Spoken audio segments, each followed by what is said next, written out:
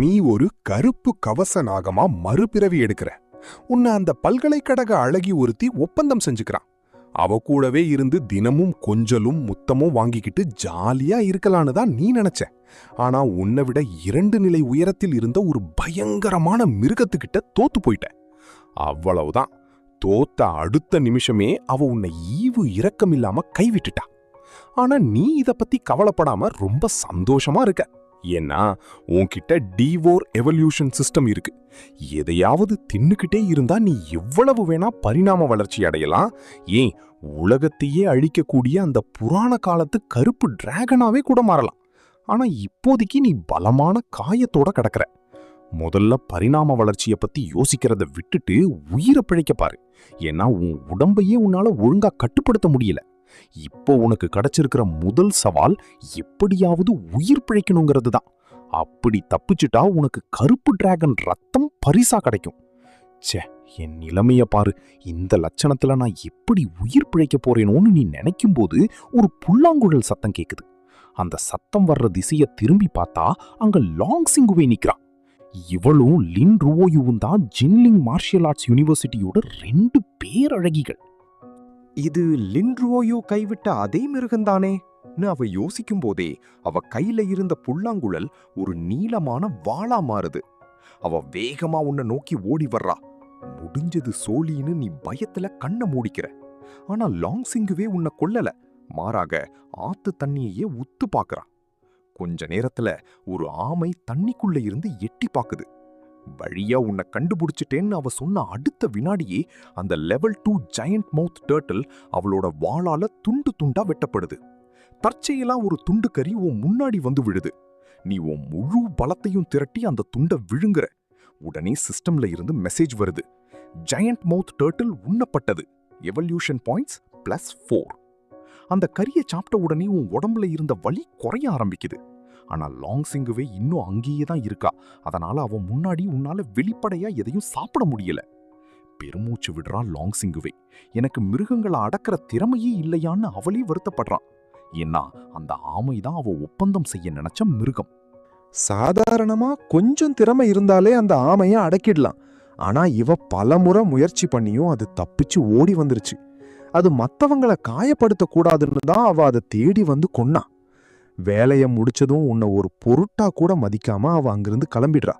அவ போன வேகத்துல நீ அந்த ஆமையோட உடம்ப வெறித்தனமா தின்னு முடிக்கிற. 1/2 மீட்டர் நீளம் இருந்த அந்த ஆமை முழுசும் இப்போ உன் வயித்துக்குள்ள. உடனே சிஸ்டம், வாழ்த்துகள், நீ முதல் சவாலை ஜெயிச்சிட்ட. உனக்கு கருப்பு டிராகன் ரத்தம் கிடைச்சிருச்சுன்னு சொல்லுது. கண் இமைக்கிற நேரத்துல உன் உடம்பு முழுதும் புதுசா செதில்கள் முளைக்குது. உன் உருவம் 4 மீட்டர் நீளத்துக்கு வளருது. உன் தலையில டிராகன் கொம்புகளும் வயிற்று பகுதியில டிராகன் நகங்களும் முளைக்குது. நீ உன் ஸ்டேட்டஸ் பேனலை செக் பண்ணி பார்க்குற. 128 எவல்யூஷன் பாயிண்ட்ஸ் மட்டும் இல்லாம உனக்கு ஃப்ளேம்ஸ் ஆஃப் ஆர்டர் அப்படிங்கிற திறமையும் கிடைச்சிருக்கு. இருட்டுனதுக்கு அப்புறம் இந்த இடத்த விட்டு கிளம்புறது தான் சரின்னு முடிவு பண்ணிட்டு சுத்தியும் யாரும் இல்லைன்னு உறுதி செஞ்ச பின்னாடி ஜின்லிங் யூனிவர்சிட்டியை விட்டு தப்பிக்க தயாராகிற. இப்போ உன்கிட்ட கருப்பு டிராகன் ரத்தம் இருக்கிறதுனால தண்ணிக்குள்ள அதிவேகமா போறது மட்டும் இல்லாம உன்னால வானத்துல பறக்கவும் முடியும். ஆனா பகல் நேரத்துல அங்க கூட்டம் அதிகமா இருக்கிறதுனால உன்னால தைரியமா வெளியே வந்து பறக்க முடியல. சரியா அந்த நேரத்துல ஒரு ஆணும் பெண்ணும் அங்க வராங்க. ஐயோ வாங்கே, நீங்க ரொம்ப படுத்துறீங்க. நிஜமாவே நாம இங்க தான் இதையெல்லாம் பண்ணணுமான்னு அந்த பொண்ணு கேக்குறா. அதுக்கு அந்த ஆள், ரூமை விட இந்த இடம் தான் ரொம்ப த்ரில்லா இருக்கும் செல்லக்குட்டி, எனக்கு இந்த மாதிரி இடங்கள் தான் பிடிக்கும்னு சொல்லிக்கிட்டே பக்கத்துல இருக்கிற காட்டுக்குள்ள அவ கூட நெருக்கமாறான். என்ன கொடுமடா இது, இந்த நேரத்துல கூடவா காட்டுக்குள்ள இப்படி வருவாங்கன்னு நீ நினைச்சுக்கிட்டு பாதுகாப்புக்காக அந்த ஆத்து தண்ணிக்குள்ளேயே ஒளிஞ்சுக்கிற. அவங்க கிளம்புனதுக்கு அப்புறம் தப்பிக்கலான்னு முடிவெடுக்கிற. 2 மணி நேரம் ஓடிடுச்சு. ஒரு வழியா அந்த சத்தம் எல்லாம் நிக்குது. அப்பாடா, இப்பதான் கிளம்புறாங்க போலன்னு நீ நினைச்சா அவங்க 2 பேரும் அங்க இருக்கிற ஒரு பெரிய பாறை மேல ஏறி மறுபடியும் ஆரம்பிக்கிறாங்க. இவங்களுக்கு என்ன சாகணும்னு ஆசையா? பேசாம இவங்க 2 பேரையும் தின்னுட்டு ஓடிடலாமா நீ யோசிச்சுக்கிட்டு இருக்கும்போது வானத்துல ஒரு பருந்து சுத்துறத நீ பாக்குற. அது தண்டர் ஹாக். அதோட முதலாளி பேரு வாங் தியான். வானத்துல சுத்திட்டு இருந்த அந்த பருந்து எதையும் மோப்பம் பிடிச்ச மாதிரி வேகமா வாங் தியான் இருக்கிற இடத்துக்கு பறந்து வருது. இந்த லூசு பறவை என்ன கண்டுபிடிச்சிருக்குமோன்னு நீ பயப்படுற. ஆனா வாங் தியானோ, ஏய் அறிவில்லாத பறவையே, நான் பிஸியா இருக்கிறது தெரியல, இங்க வந்து தொந்தரவு பண்ணாம போ, நான் அதை திட்டுறான். ஆனா அந்த பருந்து சிறகுகளை அடிச்சுக்கிட்டு ஆத்தையே ஒரு மாதிரியா மிரட்டலா பாக்குது. அத கவனிச்ச வாங்தியான், அங்க யாரு ஒளிஞ்சுக்கிட்டு இருக்கிறது, ஒழுங்கா வெளியே வந்துடு, இல்லனா அப்புறம் நடக்கிறதே வேறன்னு கத்துறான். நீ வெளியே வராததுனால தண்டர் ஹாக் அதோட தண்டர் ரோல் வித்தையை இறக்குது. அது சிறக வேகமா அடிக்க உன் மேல மின்னல் தாக்குதல் பயங்கரமா விழுது. வேற வழி இல்லாம நீ தண்ணிக்குள்ள இருந்து சீறிக்கிட்டு வெளியே வர்ற. உன் பெரிய வாயை திறந்து அந்த பருந்த கடிக்க போற. ஐயோ, இது என்ன பிராணி வாங்கே, நம்ம பேசாம டீச்சரை உதவிக்கு கூப்பிடலாமான்னு அந்த பொண்ணு பயந்து கேக்குறா. அதுக்கு அவன், ஏய் எதை பார்த்து பயப்படுற, என் தண்டர் ஹாக் லெவல் 5 மிருகம். இது பார்க்க பெருசா இருந்தாலும் லெவல் 3 மாதிரி தான் தெரியுது. நீ மட்டும் உதவிக்கு யாரையாவது கூப்பிட போனா எங்க குடும்பத்துக்கிட்ட இருந்து உன்னால தப்பிக்க முடியாது, ஜாக்கிரதை இந்த மிரட்டிட்டு தண்டர் ஈகிள் இந்த விசித்திர பாம்ப உயிரோட பிடின்னு உத்தரவிடுறான். அடுத்த நிமிஷமே அந்த பருந்து பயங்கரமான மின்னல் சுழல் காற்றுகளை உருவாக்கி உன்னை தாக்குது. சரி, நம்ம ஃப்ளேம் பாடி பவரை சோதிச்சு பார்க்க இதுதான் சரியான நேரம்னு நினைச்சுக்கிட்டு உன் வாயில இருந்து நெருப்ப கக்குற. அந்த பருந்து தப்பிக்க முயற்சி செஞ்சாலும் அதோட சிறகுல நெருப்பு பத்திக்குது. அதால சமநிலை இல்லாம தடுமாறும் போது நீ ஒரு நொடி கூட யோசிக்காம உன் பெரிய வாயால அதை அப்படியே கவ்வுற. 2 மீட்டர் உயரம் இருந்த அந்த தண்டர் ஈகிளை நீ முழுசா முழுங்கிடுற. தண்டர் ஈகிள் உண்ணப்பட்டது. Evolution points +375. இப்போ நடந்த சண்டையில சத்தம் அதிகமா கேட்டதுனால நாம சீக்கிரம் இங்கிருந்து தப்பிக்கணும்னு நீ கிளம்புற. அங்க வாங்தியான் செம்ம கோவத்துல இருக்கிறான். நல்ல வேளை அந்த பயங்கர மிருகம் போயிடுச்சுன்னு அந்த பொண்ணு சொன்ன அடுத்த நிமிஷமே அவன் கன்னத்துல பலார்னு ஒரு அற விடுறான். சிரிக்கி, எங்க அப்பா எவ்வளவு செலவு பண்ணி அந்த பருந்தை எனக்காக வாங்கி கொடுத்தார் தெரியுமா? நீ மட்டும் இன்னைக்கு என்ன கூட்டிட்டு வராம இருந்திருந்தா என் பறவை அந்த மிருகத்துக்கு இரையா இருக்காது. எல்லாம் உன்னால வந்த வினைதான் கத்தி தீக்குறான். யார் நீங்க? இங்க என்ன பண்ணிட்டு இருக்கீங்க? திடீர்னு 10 மீட்டர் உயரமுள்ள ஒரு கருப்பு புலி வாங்தியான் முன்னாடி வந்து நிக்குது. அந்த புலியோட தலை மேல ஒரு பலசாலியான ஆள் நின்னுட்டு இருக்காரு. உடனே வாங்தியான், ஐயா, ஒரு கொடூரமான மிருகம் எங்களை இப்பதான் தாக்குச்சு. அது என் தண்டர் ஈகிளை தின்னுட்டு வடக்கு பக்கமா ஓடிடுச்சுன்னு பொய் சொல்றான். இந்த எல்ஃப் மார்ஷியல் ஆர்ட்ஸ் பல்கலைக்கழகத்துக்குள்ள ஒரு மிருகம் எப்படி நுழைஞ்சதுன்னு தெரியலையே, அது என்னன்னு நான் பாக்குறேன் சொல்லிட்டு அந்த ஜாவோத்தியான்லாய் தன் கருப்பு புலியில ஏறி வடக்கு நோக்கி பாயறாரு. அந்த பொண்ணு குழப்பத்துல, வாங்கே, அந்த மிருகம் தெற்கு பக்கம் தானே ஓடுச்சு, நீங்க ஏன்னு கேட்க வர்றா. ஆனா அவ பேசி முடிக்கிறதுக்குள்ள வாங்தியான் அவ கழுத்தை பிடிச்சு நெருக்கிறான். உயிரோட இருக்கணும்னா வாய மூடிக்கிட்டு இரு. இன்னைக்கு நடந்ததை வெளியே சொன்னா நீ மட்டும் இல்ல, உன் குடும்பமே அழிஞ்சிரும், ஜாக்கிரதைன்னு மிரட்டுறான். அவளும் பயத்துல, சத்தியமா யார்கிட்டயும் சொல்ல மாட்டேன், என்னை விட்டுருங்கன்னு கெஞ்சுறா. அவளை விரட்டிட்டு வாங்தியான் உடனே தன் அப்பாக்கு ஃபோன் பண்ணி நடந்ததை சொல்றான். லெவல் 3 மிருகம் எப்படி லெவல் 5 மிருகத்தை கொல்ல முடியும்? அப்போ அதுகிட்ட ஏதோ ஒரு சக்தி வாய்ந்த ரத்தம், பிளட் லைன் இருக்கு. என் பிளாட்டினம் லெவல் அப்பா களத்துல இறங்குனா அந்த மிருகத்தை நிஜமாவே பிடிச்சிடலாம். அப்படி பிடிச்சா நம்ம வாங் குடும்பத்தோட செல்வாக்கி வேற லெவலுக்கு போயிடும்னு கணக்கு போடுறான். கொஞ்ச நேரம் கழிச்சு நீ ஒரு வழியா எல்ஃப் நகரத்தோட எல்லைக்கு வந்துடுற. இந்த மதில் சுவரை தாண்டிட்டா நீ முழுசா தப்பிச்சிடலாம். ஆனா அந்த சுவர் மேல ஒவ்வொரு 5 மீட்டருக்கும் ஒரு போர் வீரன் நிக்கிறான். அவங்க இடுப்புல 2 ஸ்பிரிட் பீஸ்ட் பந்துகள், ஸ்பிரிட் பீஸ்ட் பால்ஸ் இருக்கு. 2 மிருகங்களை ஒரே நேரத்துல கட்டுப்படுத்தணும்னா அவங்க குறைஞ்சது கோல்டு லெவல்ல இருக்கணும். அதனால மேல பறந்து போறது இப்போதைக்கு சாத்தியமில்ல. அப்போதான் தூரத்துல ஒரு பெரிய ஆறு ஓடுறத நீ பாக்குற.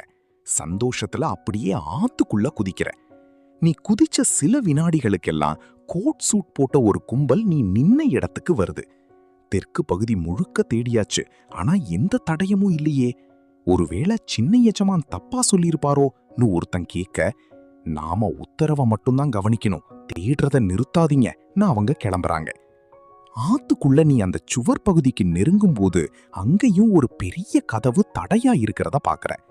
இந்த ஊரை விட்டு தப்பிக்கவே முடியாதான்னு யோசிச்சுக்கிட்டு ஒரு மறைவான இடத்துல தங்கி எவல்யூஷன் சிஸ்டத்தை திறக்கிற. பரிணாம வளர்ச்சி அடைன்னு நீ கொடுத்ததும் 300 எவல்யூஷன் பாயிண்ட்ஸ் குறைஞ்சு நீ லெவல் 4க்கு முன்னேற. அப்படியே அசதியில தூங்கிடுற. அடுத்த நாள் காலையில பார்த்தா ஆத்தோட 2 பக்கமும் ஏகப்பட்ட கூட்டம். தண்ணிக்கு மேல நிறைய ஸ்பிரிட் பீஸ்டுகள் ரீஸ் ஓடிக்கிட்டு இருக்கு. இங்க என்ன ஏதோ போட்டி நடக்குதான்னு நீ யோசிக்கும் போது சிஸ்டம்ல இருந்து ஒரு அறிவிப்பு வருது. Spirit beast slaughter mission. Spirit beast slaughter mission தொடங்கிருச்சு.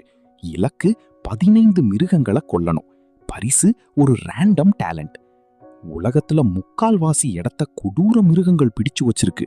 ஆனா இந்த மனுஷங்க கஷ்டப்பட்டு பயிற்சி செய்யாம இப்படி விளையாட்டு போட்டி நடத்திட்டு இருக்காங்களேன்னு ஆவோ பிங்கிற்கு ஒரு பக்கம் ஆச்சரியமாவும் இன்னொரு பக்கம் இந்த வாய்ப்பு கிடைச்சதுல சந்தோஷமாவும் இருக்கு. இப்போ கருப்பு டிராகன் ரத்தம் கிடைச்சிருந்தாலும் என்கிட்ட 2 திறமைகள் மட்டும்தான் இருக்கு. இன்னும் ஒரு திறமை கிடைச்சா நான் செம்ம பவர்ஃபுல் ஆயிடுவேன். 15 மிருகங்களை கொல்றது ஒன்றும் பெரிய விஷயம் இல்ல. ஆனா அந்த மதில் சுவர்ல இருக்கிற வீரர்கள் என்ன பார்த்துட்டா நான் என்ன பண்றதுன்னு ஆவோ பிங் தனக்குள்ளேயே பேசிக்கிறான். ஆத்துல இருக்கிற மிருகங்களோட நிலைய அவன் சிஸ்டம் மூலமா செக் பண்ணி பார்க்கறான். அங்க இருக்கிறது எல்லாமே லெவல் 1, லெவல் 2 சாதாரண மிருகங்கள் தான். ஏன்னா பெரிய லெவல் மிருகங்கள் எல்லாம் போர்க்களத்துல சண்டையிட்டுக்கிட்டு இருக்கும். இங்க இருக்கிறதெல்லாம் வெறும் அழகுக்காகவும் இது போன்ற போட்டிகளுக்காகவும் வளர்க்கப்படுற மிருகங்கள் தான். இதுங்களுக்கு சண்டை போட தெரியாது. ஆனா இந்த 6 மதில் சுவருக்கு ரொம்ப பக்கத்துல இருக்கிறது தான் ஆவோ பிங்கோட பயம். ஒருவேளை அவன் வேட்டையாடும் போது வீரர்கள் பார்த்தா என்ன பண்றது? கொஞ்ச நேரம் யோசிச்ச அவன் ஒரு முடிவுக்கு வர்றான். இப்போதைக்கு அவன் லெவல் 4ல தான் இருக்கான். ஆனா நேத்து அந்த தண்டர் ஹாக்க வீழ்த்தினதை வச்சு பார்த்தா தன்னை விட 2 நில அதிகமான மிருகங்களை கூட அவனால சமாளிக்க முடியும். லெவல் 1, 2 மிருகங்களை ஒரே அடியில கொல்றது அவனுக்கு ரொம்ப சுலபம். அது மட்டும் இல்லாம எல்ஃப் நகரத்தை விட்டு தப்பிக்க அவன்கிட்ட வேற வழியும் இல்ல. இந்த மிஷனை முடிச்சா கிடைக்கிற அந்த ரகசிய திறமை மூலமா தப்பிக்க ஏதாவது வாய்ப்பு கிடைக்கலான்னு அவன் நம்புறான். போனா போகுது உயிர், இது என்ன எனக்கு புதுசா, பாத்துக்கலாம்னு தைரியத்தை வரவழைச்சுக்கிட்டு ரேஸ் நடக்கிற அந்த பகுதிக்கு மெல்லமா நகர ஆரம்பிக்கிறான். ரொம்ப நேரமா தேடினதுக்கு அப்புறம் தனியா ஒரு மிருகம் வர்றதை அவன் பார்க்கறான். ஒரு பெரிய ஆமை, பிக்ஃபுட் டர்ட்டில், ஆத்துல மெதுவா நீந்தி வருது. அது ஏதோ தூக்க கலக்கத்துல இருக்கிற மாதிரி தெரியுது. தனக்கு வரப்போற ஆபத்தை பத்தி அதுக்கு ஒண்ணுமே தெரியல. சரியான நேரத்துக்காக காத்திருந்த ஆவோ பிங் ஒரே வாயில அந்த ஆமைய அப்படியே முழுங்குறான். பாவம் அந்த ஆமை, என்ன நடக்குதுன்னு தெரியறதுக்குள்ள எல்லாம் இருட்டாகி அவன் வயித்துக்குள்ள போயிடுச்சு. பிக்ஃபுட் டர்ட்டில் உண்ணப்பட்டது. Evolution points +40. இப்போ போட்டி ரொம்ப விறுவிறுப்பா நடக்கிறதுனால அங்க இருக்கிற ஜனங்க எல்லாரும் முதல் 2 இடத்துல வர்ற மிருகங்களையே பார்த்துக்கிட்டு இருக்காங்க. அதனால கடைசியில இருக்கிற வரிசையில நடக்கிற இந்த மாற்றத்தை யாரும் கவனிக்கல. இத தனக்கு சாதகமாக்கிட்ட ஆவோ பிங் இன்னும் தைரியமா அடுத்தடுத்து பின்னாடி வர்ற மிருகங்களை வேட்டையாட ஆரம்பிக்கிறான். ஆனா கொஞ்ச நேரத்துல ஒருத்தர் பின்னாடி ஒருத்தரா பேச ஆரம்பிக்கிறாங்க. ஹேய், என் பிக்ஃபுட்டை காணோம், யாராவது பாத்தீங்களான்னு ஒரு பெரியம்மா முதல்ல கத்துறாங்க. முதல்ல யாரும் அதை பெருசா எடுத்துக்கல. ஆனா அடுத்தடுத்து நிறைய பேர் என் லிட்டில் ஒயிட் எங்க, இப்பதானே இங்க இருந்துச்சு, அதுக்குள்ள இப்படி காணாம போகும்னு சொல்ல ஆரம்பிச்சதும் அங்க ஒரு பகற்றம் உருவாகுது. ஆனா ஆத்துக்குள்ள இருக்கிற ஆவோ பிங்குக்கு வெளியே நடக்கிற இந்த ரகளைய பத்தி கவலையே இல்ல. அவன் பாட்டுக்கு தன் வேட்டைய தொடர்றான். சில நிமிஷத்திலேயே 10 மிருகங்களை தின்னுட்டேன், இன்னும் 5 தான் பாக்கி, மிஷன் முடிஞ்சிடும்னு சொல்லிக்கிட்டே பக்கத்துல இருக்கிற ஷெல்டர்ல நோக்கி வேகமா பாயிறான். ஐயோ, ஆத்துல ஒரு பெரிய பாம்பு இருக்கு, அது நம்மளோட மிருகங்களை எல்லாம் புடிச்சு தின்னுடுச்சு.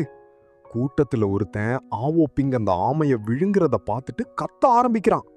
இந்த வார்த்தைய கேட்டதும் அங்கிருந்த கூட்டம் அப்படியே வெடிக்குது. எல்லாரும் சேர்ந்து அந்த போட்டி ஏற்பாட்டாளர்களை திட்ட ஆரம்பிக்கிறாங்க. இங்க என்னதான் நடக்குது? நாங்க ஆசையா வளர்த்த மிருகங்களை உங்க போட்டிக்காக கூட்டிட்டு வந்தா அதை ஒரு பாம்பு தின்னுடுமா? எங்களுக்கு இதுக்கு சரியான விளக்கம் வேணும்னு அந்த பெரியம்மா சத்தமா நியாயம் கேக்குறாங்க. ஒட்டுமொத்த கூட்டமும் அவங்களுக்கு ஆதரவா கத்த ஆரம்பிக்குது.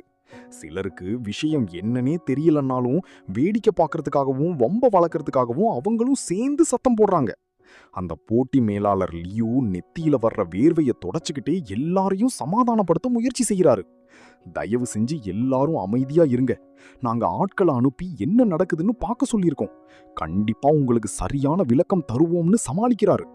அவருக்குள்ள பயம் பிடுங்கி தின்னுது. ஏன்னா இது மதில் சுவருக்கு பக்கத்துல இருக்கிற ஆறு. இங்க சாதாரணமா கொடூர மிருகங்கள் வர முடியாது.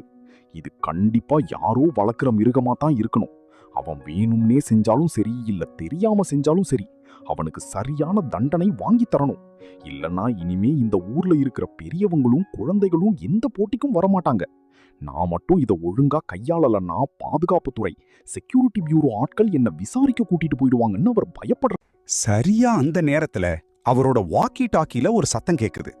மேனேஜர் லியூ, அந்த மிருகத்தை நாங்க கண்டுபிடிச்சிட்டோம், அது லெவல் 4 சாதாரண வகை பாம்பு மிருகம். உடனே லியூ, அதை இப்பவே போய் பிடிங்க, ஆனா உயிரோட பிடிக்கணும், புரிஞ்சதான்னு கத்துறாரு.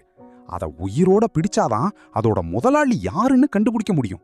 ஏன்னா எல்ஃப் நகரத்துல இருக்கிற ஒவ்வொரு வளர்ப்பு மிருகமும் பாதுகாப்பு துறையில பதிவு செய்யப்பட்டிருக்கும். ஆத்துல ஆவோப்பிங் இன்னும் மிச்சம் இருக்கிற அந்த 5 மிருகங்களை தேடிக்கிட்டு இருக்கான். பின்னாடி இருந்த வரிசையில இருக்கிற எல்லாத்தையும் அவன் தின்னு முடிச்சிட்டான். இன்னும் ஒரே ஒரு மிருகம்தான் பாக்கி. இதுக்காக கொஞ்சம் ரிஸ்க் எடுத்து வரிசையோட முன்பகுதிக்கு தான் போகணும் போல. மிஷனை முடிச்சதும் எங்கேயாவது போய் ஒளிஞ்சுக்கலாம்னு அவன் முன்னாடி நோக்கி வேகமா நீந்தி போறான். அதே நேரத்துல ஆத்தோட நிழல் பகுதியில 2 பேர் பிளாஸ்டிக் வாட்டர் ப்ரூஃப் உடைகளை போட்டுக்கிட்டு ஆவோப்பிங்கியை உத்து பார்த்துக்கிட்டு இருக்காங்க. அவன் முன்னாடி வர்றத பார்த்ததும் அவங்க 2 பேரும் ஒருத்தர் பார்த்துக்கிட்டு தங்களோட இடுப்புல இருந்த ஸ்பிரிட் பந்துகளை வெளியே எடுக்கிறாங்க. அடுத்த வினாடியே 4 மீட்டர் நீளமுள்ள ஒரு ஐவரி டர்ட்டில் மற்றும் 5 மீட்டர் நீளமுள்ள ஒரு பிளாக் ஸ்ட்ரைப் வாட்டர் பைத்தான் அவங்க முன்னாடி வந்து நிக்குது. மேனேஜர் லியூ நம்ம கிட்ட சொன்னது என்று அவர்கள் வேட்டையை தொடங்க தயாராகிறார்கள். இவனை நாம உயிரோட தான் முடிக்கணும். அந்த ஆள் சொல்லி முடிச்ச அடுத்த நிமிஷமே 2 பேரும் தங்களோட மிருகங்கள் மேல ஏறி உன்னை துரத்த ஆரம்பிக்கிறாங்க. ஆவோப்பிங்குக்கு ஏதோ ஒரு சந்தேகம். ஏன் பின்னாடி யாரோ வர்ற மாதிரி ஒரு உணர்வு இருக்குன்னு யோசிச்சுக்கிட்டு ரொம்ப எச்சரிக்கையா பின்னாடி திரும்பி பார்க்கறான். டிராகன்கள் பிறப்பாலேயே கடலின் அதிபதிகள். அதனால தண்ணிக்குள்ள நடக்கிற சின்ன அசைவை கூட அவங்களால துல்லியமா உணர முடியும். ஆவோப்பிங்குக்கு நெருப்பு திறமை இருந்தாலும் தண்ணியோட ஓட்டத்தை அறியற சக்தி அவங்கிட்ட குறையல. யாரோ ஒருத்தன் தன்னை துரத்துறது அவனுக்கு இப்போ உறுதியாயிடுச்சு. அடுத்த வினாடியே 5 மீட்டர் நீளமுள்ள பிளாக் ஸ்ட்ரைப் வாட்டர் பைத்தான் ஆவோப்பிங் முன்னாடி வந்து நிக்குது. அந்த பாம்போட தலை மேல வாட்டர் ப்ரூஃப் உடை போட்ட ஒருத்தன் படுத்துக்கிட்டு இருக்கான். அவன் தான் சென்டி. அந்த பாம்பை பத்தின விவரங்கள் ஆவோப்பிங் கண்ணு முன்னாடி சிஸ்டம்ல தெரியுது. அது லெவல் 8 சாதாரண வகையை சேர்ந்தது. அதுகிட்ட தண்ணிய வேகமா பீச்சி அடிக்கிற வாட்டர் ஜெட் மற்றும் விஷத்தை உமிழற ஹைலி டாக்ஸிக் போன்ற திறமைகள் இருக்கு. ஒரு வழியா இந்த போட்டி ஏற்பாட்டாளர்கள் என்ன கண்டுபிடிச்சிட்டாங்களா? இது நடக்கும்னு எனக்கு தெரியும். ஏன்னா நான் ஏற்கனவே 1 டஜன் மிருகங்களை தின்னுட்டனே நான் ஆவோப்பிங் தனக்குள்ளேயே நினைச்சுக்கிறான். அதே சமயம் அவனோட கண்ணுல ஒரு பேராசை தெரியுது. ஏன்னா மிஷனை முடிக்க இன்னும் ஒரே ஒரு மிருகத்தை மட்டும் அவன் கொல்லணும். மற்ற மிருகங்கள்லாம் ரொம்ப தூரத்துல இருக்கு. அங்க போனா வீரர்கள் இருப்பாங்க. ஒருவேளை அங்க பிரான்ஸ் லெவல் வீரர்கள் இருந்தா நிலைமை மோசமாயிடும். அதனால ஏன் தேவையில்லாம அங்க ஓடணும்? இப்போ என் முன்னாடி இருக்கிற இந்த பாம்பையே தின்னுட்டா மிஷன் முடிஞ்சிடுமேன்னு அவன் திட்டம் போடுறான். ஒரு வழியா உன்னை பிடிச்சிட்டேன். உன் மிருகம் இவ்வளவு வேகமா ஓடுன்னு நான் நினைக்கவே இல்லை. என்னை ரொம்பவே வேலை வாங்கிட்டேன்னு சென்டி மெதுவா சொல்றான். லெவல் 8 பாம்பால கூட இந்த லெவல் 4 மிருகத்தை வேகத்துல பிடிக்க முடியலையேன்னு அவனுக்குள்ள ஒரு ஆச்சரியம். பாம்பே, இந்த மிருகத்தை உயிரோட பிடி, மேனேஜர் லியூ அப்படிதான் சொல்லியிருக்காருன்னு கட்டளை இட்டுட்டு அந்த பாம்போட தலையிலிருந்து இறங்கி பக்கத்துல நீந்துறான். அப்புறம் பின்னாடி திரும்பி பார்த்து, இந்த லியூ டன் எங்க போனான்னு தெரியலையே. அவனோட அந்த ஆமை ஐவரி டார்டாய்ஸ் இவ்வளவு மெதுவா வரும்னு நான் நினைக்கல. அவன் வராம இருக்கிறதே நல்லதுதான். அப்பதான் இந்த பெருமையெல்லாம் எனக்கே கிடைக்கும்னு மனசுக்குள்ள கணக்கு போடுறான். சென்டி உத்தரவு போட்டு ரொம்ப நேரம் ஆகியும் அந்த பாம்பு ஆவோபிங்க தாக்கவே இல்லை. சென்டி குழப்பத்தோட தன் பாம்பை பார்க்கறான். அங்க அந்த பாம்பு ஏதோ ஒரு மரண பயத்துல இருக்கிற மாதிரி நடுங்கிக்கிட்டு நிக்குது. ஏதோ ஒரு பயங்கரமான அரக்கனை பார்த்தா எப்படி இருக்குமோ அப்படி அது நடுங்குது. இத பார்த்த சென்டி கோவமாகி, உனக்கு என்னாச்சு? நான் சொல்றத கேட்க மாட்டியா? ஒழுங்கா அவனை பிடின்னு அந்த பாம்பை மிரட்டுறான். என்னாச்சு உனக்கு? ஒரு சாதாரண லெவல் 4 பாம்பை பார்த்து ஏன் இப்படி நடுங்குற? இது வெறும் குப்பை மிருகண்டா. நான் சொல்றத கேளு, இப்பவே அதை தாக்கி அழி சென்டி ஆவேசமா கத்துறான். அந்த பிளாக் ஸ்ட்ரைப்ட் வாட்டர் பைத்தானுக்கும் ஏன் இப்படி நடுங்குறோன்னு புரியல. ஆவோபிங்க பார்க்கும்போதெல்லாம் ஒரு புரியாத பயம் அதோட மொத்த உடம்பையும் ஆக்கிரமிக்குது. ஆனா முதலாளியோட கட்டளையை மீற முடியாம தான் மொத்த தைரியத்தையும் வரவழைச்சுக்கிட்டு ஆவோபிங்க நோக்கி பாயுது. ஆவோபிங்கோட கண்ணுல துளி கூட பயம் இல்லை. அவன் தான் மனசுக்குள்ள சிஸ்டமை அழைக்கிறான். சீக்கிரம் என் நிலையை உயர்த்து. கொஞ்ச நேரத்துக்கு முன்னாடி அவன் தின்னு தீர்த்த அந்த டஜன் கணக்கான மிருகங்கள் மூலமா அவனுக்கு 900 எவல்யூஷன் பாயிண்ட்ஸ் கிடைச்சிருக்கு. ஏற்கனவே இருந்த 203 பாயிண்ட்ஸையும் சேர்த்தா அவனால இப்போ 2 நிலைகள் முன்னேற முடியும். 400 எவல்யூஷன் பாயிண்ட்ஸ் குறைக்கப்பட்டது. நிலை லெவல் 5க்கு உயர்வு. 500 எவல்யூஷன் பாயிண்ட்ஸ் குறைக்கப்பட்டது. நிலை லெவல் 6க்கு உயர்வு. அடுத்த வினாடியே ஆவோபிங்கோட நிலை லெவல் 6க்கு மாறுது. அவன் உடம்பு கண்ணு முன்னாடியே அசுர வேகத்துல வளர்ந்து நிக்கிறான். சில வினாடிகள்லயே 5 மீட்டரை தாண்டி வளர்ந்து நிக்கிறான். இப்போ அவன் எதிர வர்ற லெவல் 8 பாம்பை விடவும் உருவத்துல பெருசா தெரியறான். இத பார்த்த சென்டி அதிர்ச்சியில உறைஞ்சு போறான். இந்த மிருகம் இவ்வளவு புத்திசாலியா, தாம் பலத்தை இவ்வளோ நேரம் மறைச்சு வச்சிருந்திருக்கே அப்படின்னு ஆச்சரியப்படுறான். ஆனா சென்டி பயப்படல.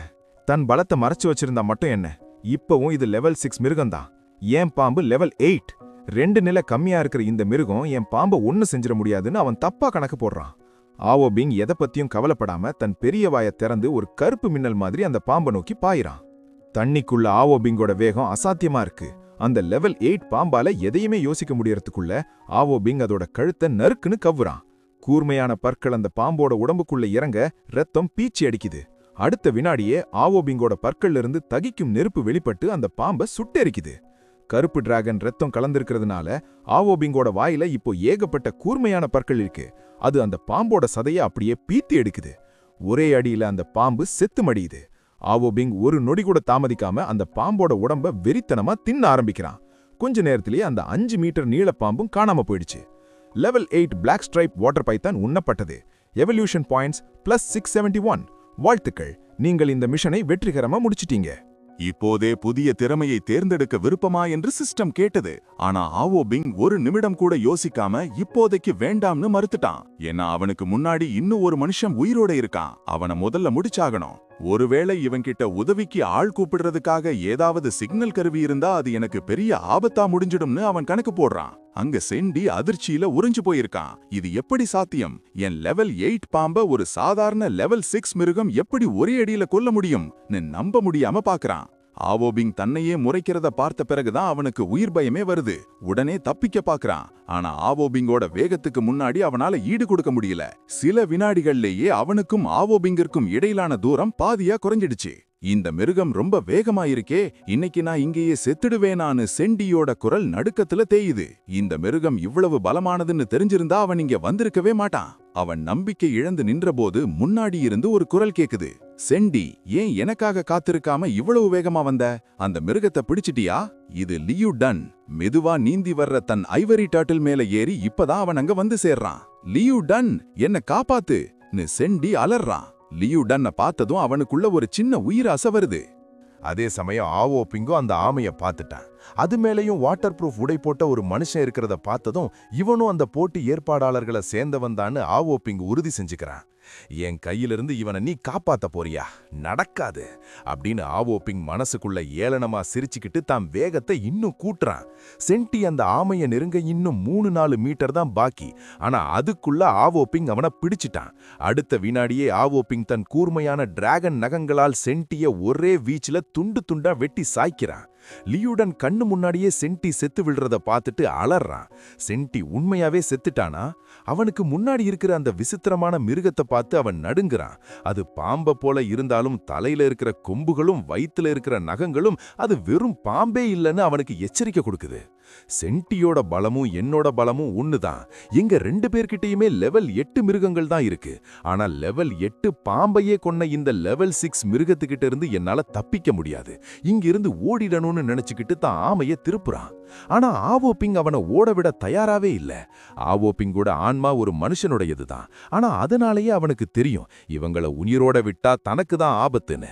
நான் ஏற்கனவே 12 மிருகங்களை தின்றுட்டேன். போட்டி ஏற்பாடாளர்கள் என்ன விட்டாலும் அந்த மிருகங்களோட முதலாளிகள் என்ன சும்மா விட மாட்டாங்க.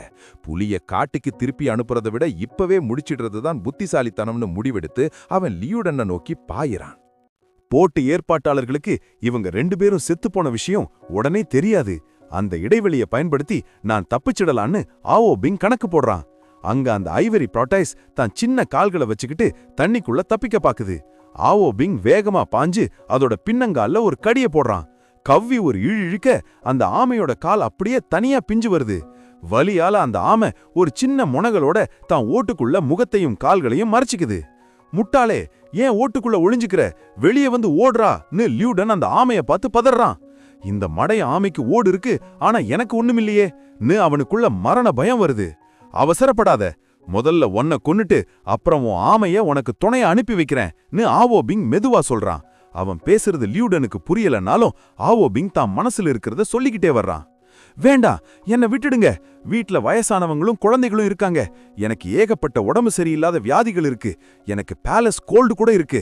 தயவு செஞ்சு என்ன கொன்னுடாதீங்கன்னு லியூடன் பயத்துல உளர ஆரம்பிக்கிறான். ஆனா ஆவோபிங் அவன் பேச்ச ஒரு பொருட்டா கூட மதிக்காம ஒரே வாயில அவனை அப்படியே விழுங்குறான். லெவல் 4 சாதாரண மனிதன் உண்ணப்பட்டான். Evolution points +287. சிஸ்டம் சொன்ன பாயிண்ட்ஸை கேட்டதும் ஆவோபிங்குக்கு ஒரு சின்ன வருத்து. இவ்வளவு பாயிண்ட்ஸ் கிடைக்குதா? இது தெரிஞ்சிருந்தா அந்த முன்னாடி செத்தவனையும் முழுசா முழுங்கியிருப்பேனே. கடவுள் எனக்கு இன்னொரு வாய்ப்பை கொடுத்தா அவனை பார்த்து உன்னை நான் தின்னுடுவேன்னு தான் சொல்லுவேன்னு நினைச்சுக்கிறான். அப்புறம் ஓட்டுக்குள்ள ஒளிஞ்சிருக்க அந்த ஆமையை பார்க்கறான். அதோட ஓடு முழுக்க கூர்மையான முட்கள் இருக்கிறதுனால கடிக்கிறது கஷ்டமா இருக்கு. இந்த மொக்க ஆமை எவ்வளவு நேரம்தான் உள்ளேயே இருக்கும்னு பார்த்துடுறேன்னு சொல்லிட்டு தான் வாயிலிருந்து பயங்கரமான நெருப்பை கக்கி அந்த ஓட்டுக்குள்ள செலுத்துறான். நெருப்பு தண்ணிக்குள்ள பட்டதும் ஆவியா கிளம்பி ஆத்தோட மேற்பரப்புக்கு வருது. ஓட்டுக்குள்ள இருக்கிற அந்த சூட்டை தாங்க முடியாம ஆமை தன் தலைய வெளியே நீட்டுது. ஒரு வழியா வெளியே வந்துட்டியான்னு காத்துட்டு இருந்த ஆவோபிங் அது தலை நீட்டுன அடுத்த வினாடியே அதை நறுக்குன்னு கடிச்சு தலைய துண்டாக்குறான். தலையில்லாத அந்த ஆமையையும் முழுசா தின்னு முடிக்கிறான்.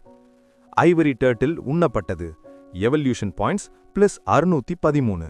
ஆப்பாடா, இந்த தொல்லை பிடிச்சவங்கள ஒரு வழியா முடிச்சிட்டேன். இப்போ சிஸ்டம் கொடுத்த மிஷன் பரிசை பார்க்கலாம்னு அவன் ஆவலோட காத்திருக்கான். தனக்கு ஒரு எஸ் கிரேட் திறமை கிடைக்குமாங்கிற எதிர்பார்ப்பு அவன்கிட்ட இருக்கு. சிஸ்டம் எனக்கான திறமையை காட்டுன்னு அவன் நினைச்ச அடுத்த வினாடியே அவனுக்கு முன்னாடி 3 ஆப்ஷன்கள் தெரியுது. ஐ ஆஃப் டிசையர் எஸ் கிரேட். எந்த ஒரு உயிரினத்தோட மனசுக்குள்ள இருக்கிற ஆழமான ஆசைகளையும் இதால பார்க்க முடியும்.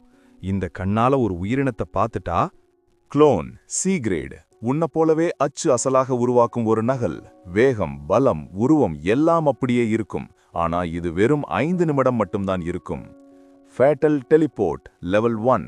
உனக்கு உயிருக்கே ஆபத்தான ஒரு அடி விழும்போது அந்த தாக்குதலிலிருந்து நீ சாக மாட்டாய். அதுக்கு பதிலா சிஸ்டம் உன்னை இங்கிருந்து 30 கிலோமீட்டர் சுற்றளவுக்குள் ஏதாவது ஒரு இடத்துக்கு தானாகவே இடமாற்றம் செஞ்சிடும். வா, நிஜமாவே ஒரு எஸ் கிரேட் டேலண்ட் இருக்கே, அதுவும் 3 ஆப்ஷனா? சிஸ்டம் என்ன இவ்வளோ தாராளமா இருக்கு என்ன ஆவோபிங் ஆச்சரியப்படுறான். ஆனா சிஸ்டம் அடுத்த குண்ட தூக்கி போடுது. ஏதாவது ஒன்றை மட்டும்தான் தேர்ந்தெடுக்க முடியும். மற்ற 2ம் தானாக அழிந்துவிடும். சி, இந்த சிஸ்டம் என்னைக்கும் ஒழுங்கா இருக்காதுன்னு எனக்கு தெரியும்னு ஆவோபிங் கோவமா திட்டுறான். அப்புறம் எதை தேர்ந்தெடுக்கலாம்னு யோசிக்கிறான். ஒரு நிமிஷம் கழிச்சு அவன் ஒரு முடிவுக்கு வர்றான்.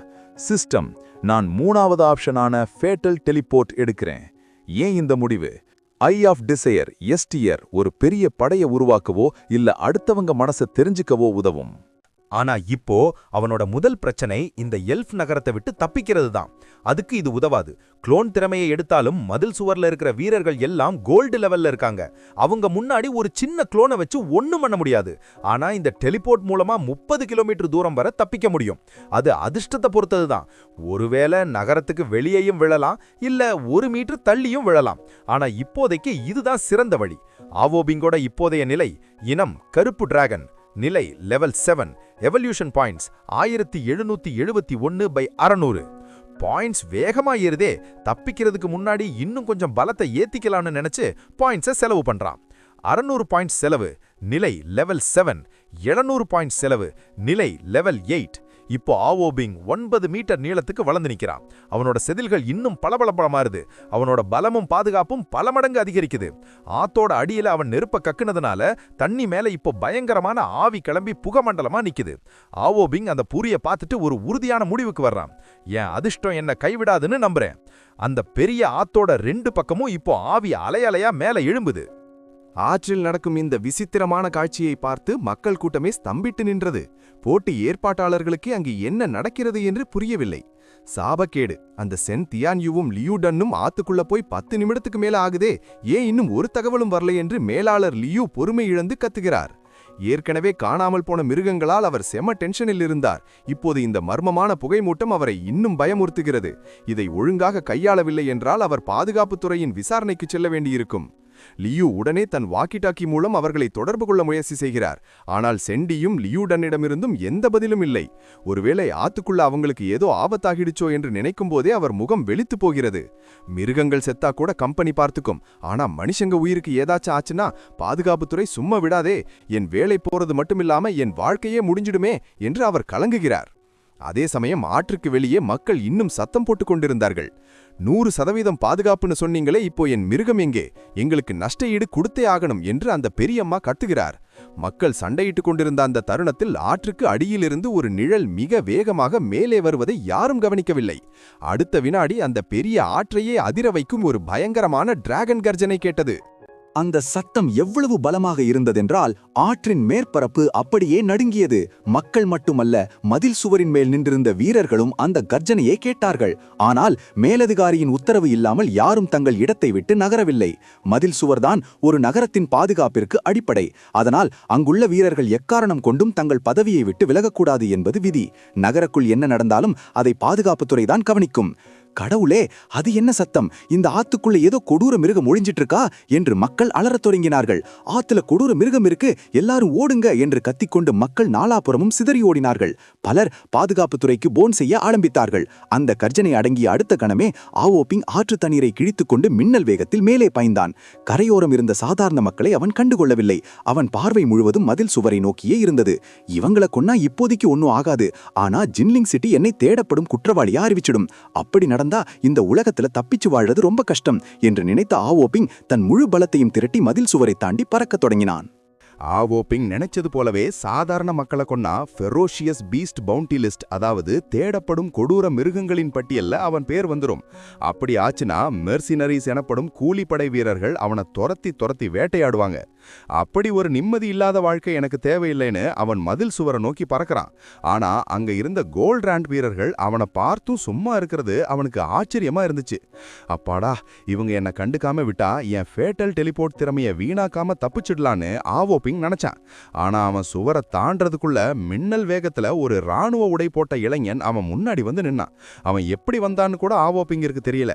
சிஸ்டம் அவனோட விவரங்களை காட்டுது. பெயர் கியான் சிக்சிங். நிலை டைமண்ட் டியர் 2. மிருகங்கள் moon eating white wolf diamond tier 7. Shadow duck platinum tier 9. Diamond rank வீரரா, சூப்பர். இவனால கண்டிப்பா என் டெலிபோர்ட் ஸ்கில்லை ஆக்டிவேட் பண்ண முடியும்னு ஆவோபிங் மனசுக்குள்ள சந்தோஷப்படுறான். கியான் சிக்சிங் மிரட்டலா பேசுறான். நீ யாரையும் தாக்கல, அதனால நீ சாதாரண காட்டு மிருகம் இல்லைன்னு தெரியுது. ஆனா அனுமதி இல்லாம மதில் சுவரை தாண்டறதுக்காக உன்னை இங்கேயே கொல்ல எனக்கு உரிமை இருக்கு. அடுத்த வினாடியே அந்த டைமண்ட் ரேங்க் வீரரோட சக்தி ஆரா ஆவோபிங் மேல இறங்குது. அந்த அழுத்தத்துல ஆவோபிங்கோட உடம்பு அப்படியே நசுங்குது. நேரடியா தாக்க வேண்டியது தானே, இது ரொம்ப வலிக்குதேன்னு ஆவோபிங் பற்களை கடிச்சுக்கிட்டு இருக்கும்போது சிஸ்டம் சத்தம் போடுது. உயிருக்கு ஆபத்தான தாக்குதல் கண்டறியப்படுகிறது. ஃபேட்டல் டெலிபோர்ட் ஆக்டிவேட் செய்யப்படுகிறது.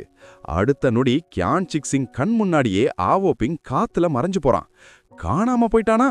கியான் சிக்சிங் அதிர்ச்சியில உறைஞ்சு நிக்கிறான். வெறும் லெவல் 8 மிருகம் எப்படி என் கையில இருந்து தப்பிச்சுது? ஆஹா, இது விண்வெளி திறன் கொண்ட மிருகம் போல இருக்கு. இப்படிப்பட்ட மிருகங்கள் எதிர்காலத்துல டைமண்ட் ரேங்குக்கு மேல வளரும். உடனே மேலதிகாரிகளுக்கு தகவல் சொல்லுங்க. ஜின்லிங் சிட்டி பக்கத்துல ஒரு ஸ்பேஸ் டேலண்ட் இருக்கிற மிருகம் தென்பட்டு இருக்குன்னு ரிப்போர்ட் பண்ணுங்க என்று தன் வீரர்களுக்கு உத்தரவிடுறான். அங்க மதில் சுவர்ல பரபரப்பு அதிகமாகிற அதே நேரத்துல ஆவோபிங் ஜின்லிங் நகரத்திலிருந்து 30 கிலோமீட்டர் தள்ளி ஒரு இடத்துல வந்து விழுந்தான். ஒரு வழியா அவன் அந்த சிறைச்சாலையிலிருந்து தப்பிச்சிட்டான். கியான் சிக்சிங் அந்த சிப்பாய் மிகுந்த மரியாதையோடு பார்க்கிறான். 28 வயதிலேயே டைமண்ட் ரேங்கை எட்டிய ஒரு வீரர், இந்த நாட்டின் மிகச்சிறந்த சில மனிதர்களில் ஒருவர். அதே சமயம் ஆவோபின் தன் கண்களை திறந்து பார்க்கிறான். என்னது, மறுபடியும் தண்ணிக்குள்ளேயே டெலிபோர்ட் ஆகியிருக்கேனா என்று அவனுக்கு பகீர் என்றது. ஜின்லிங் நகரை சுத்தி 30 கிலோமீட்டர் தூரத்துல கடல் கிடையாது. ஒருவேளை அந்த பழைய ஆத்துக்கே மறுபடியும் வந்துட்டேனா என்று அவன் சுற்றுமுற்றும் பார்க்கிறான்.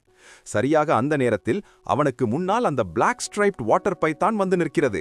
அதன் மேல் அமர்ந்திருக்கும் சென்டி, ஒரு வழியா உன்னை துரத்தி பிடிச்சிட்டேன் என்று கர்வமாக சொல்கிறான். அவனுக்கு இன்னும் ஆவோபிங்கின் அசுர வளர்ச்சி தெரியவில்லை. அவன் பார்வையில் இன்னும் ஆவோபிங் ஒரு லெவல் 4 சாதாரண பாம்புதான்.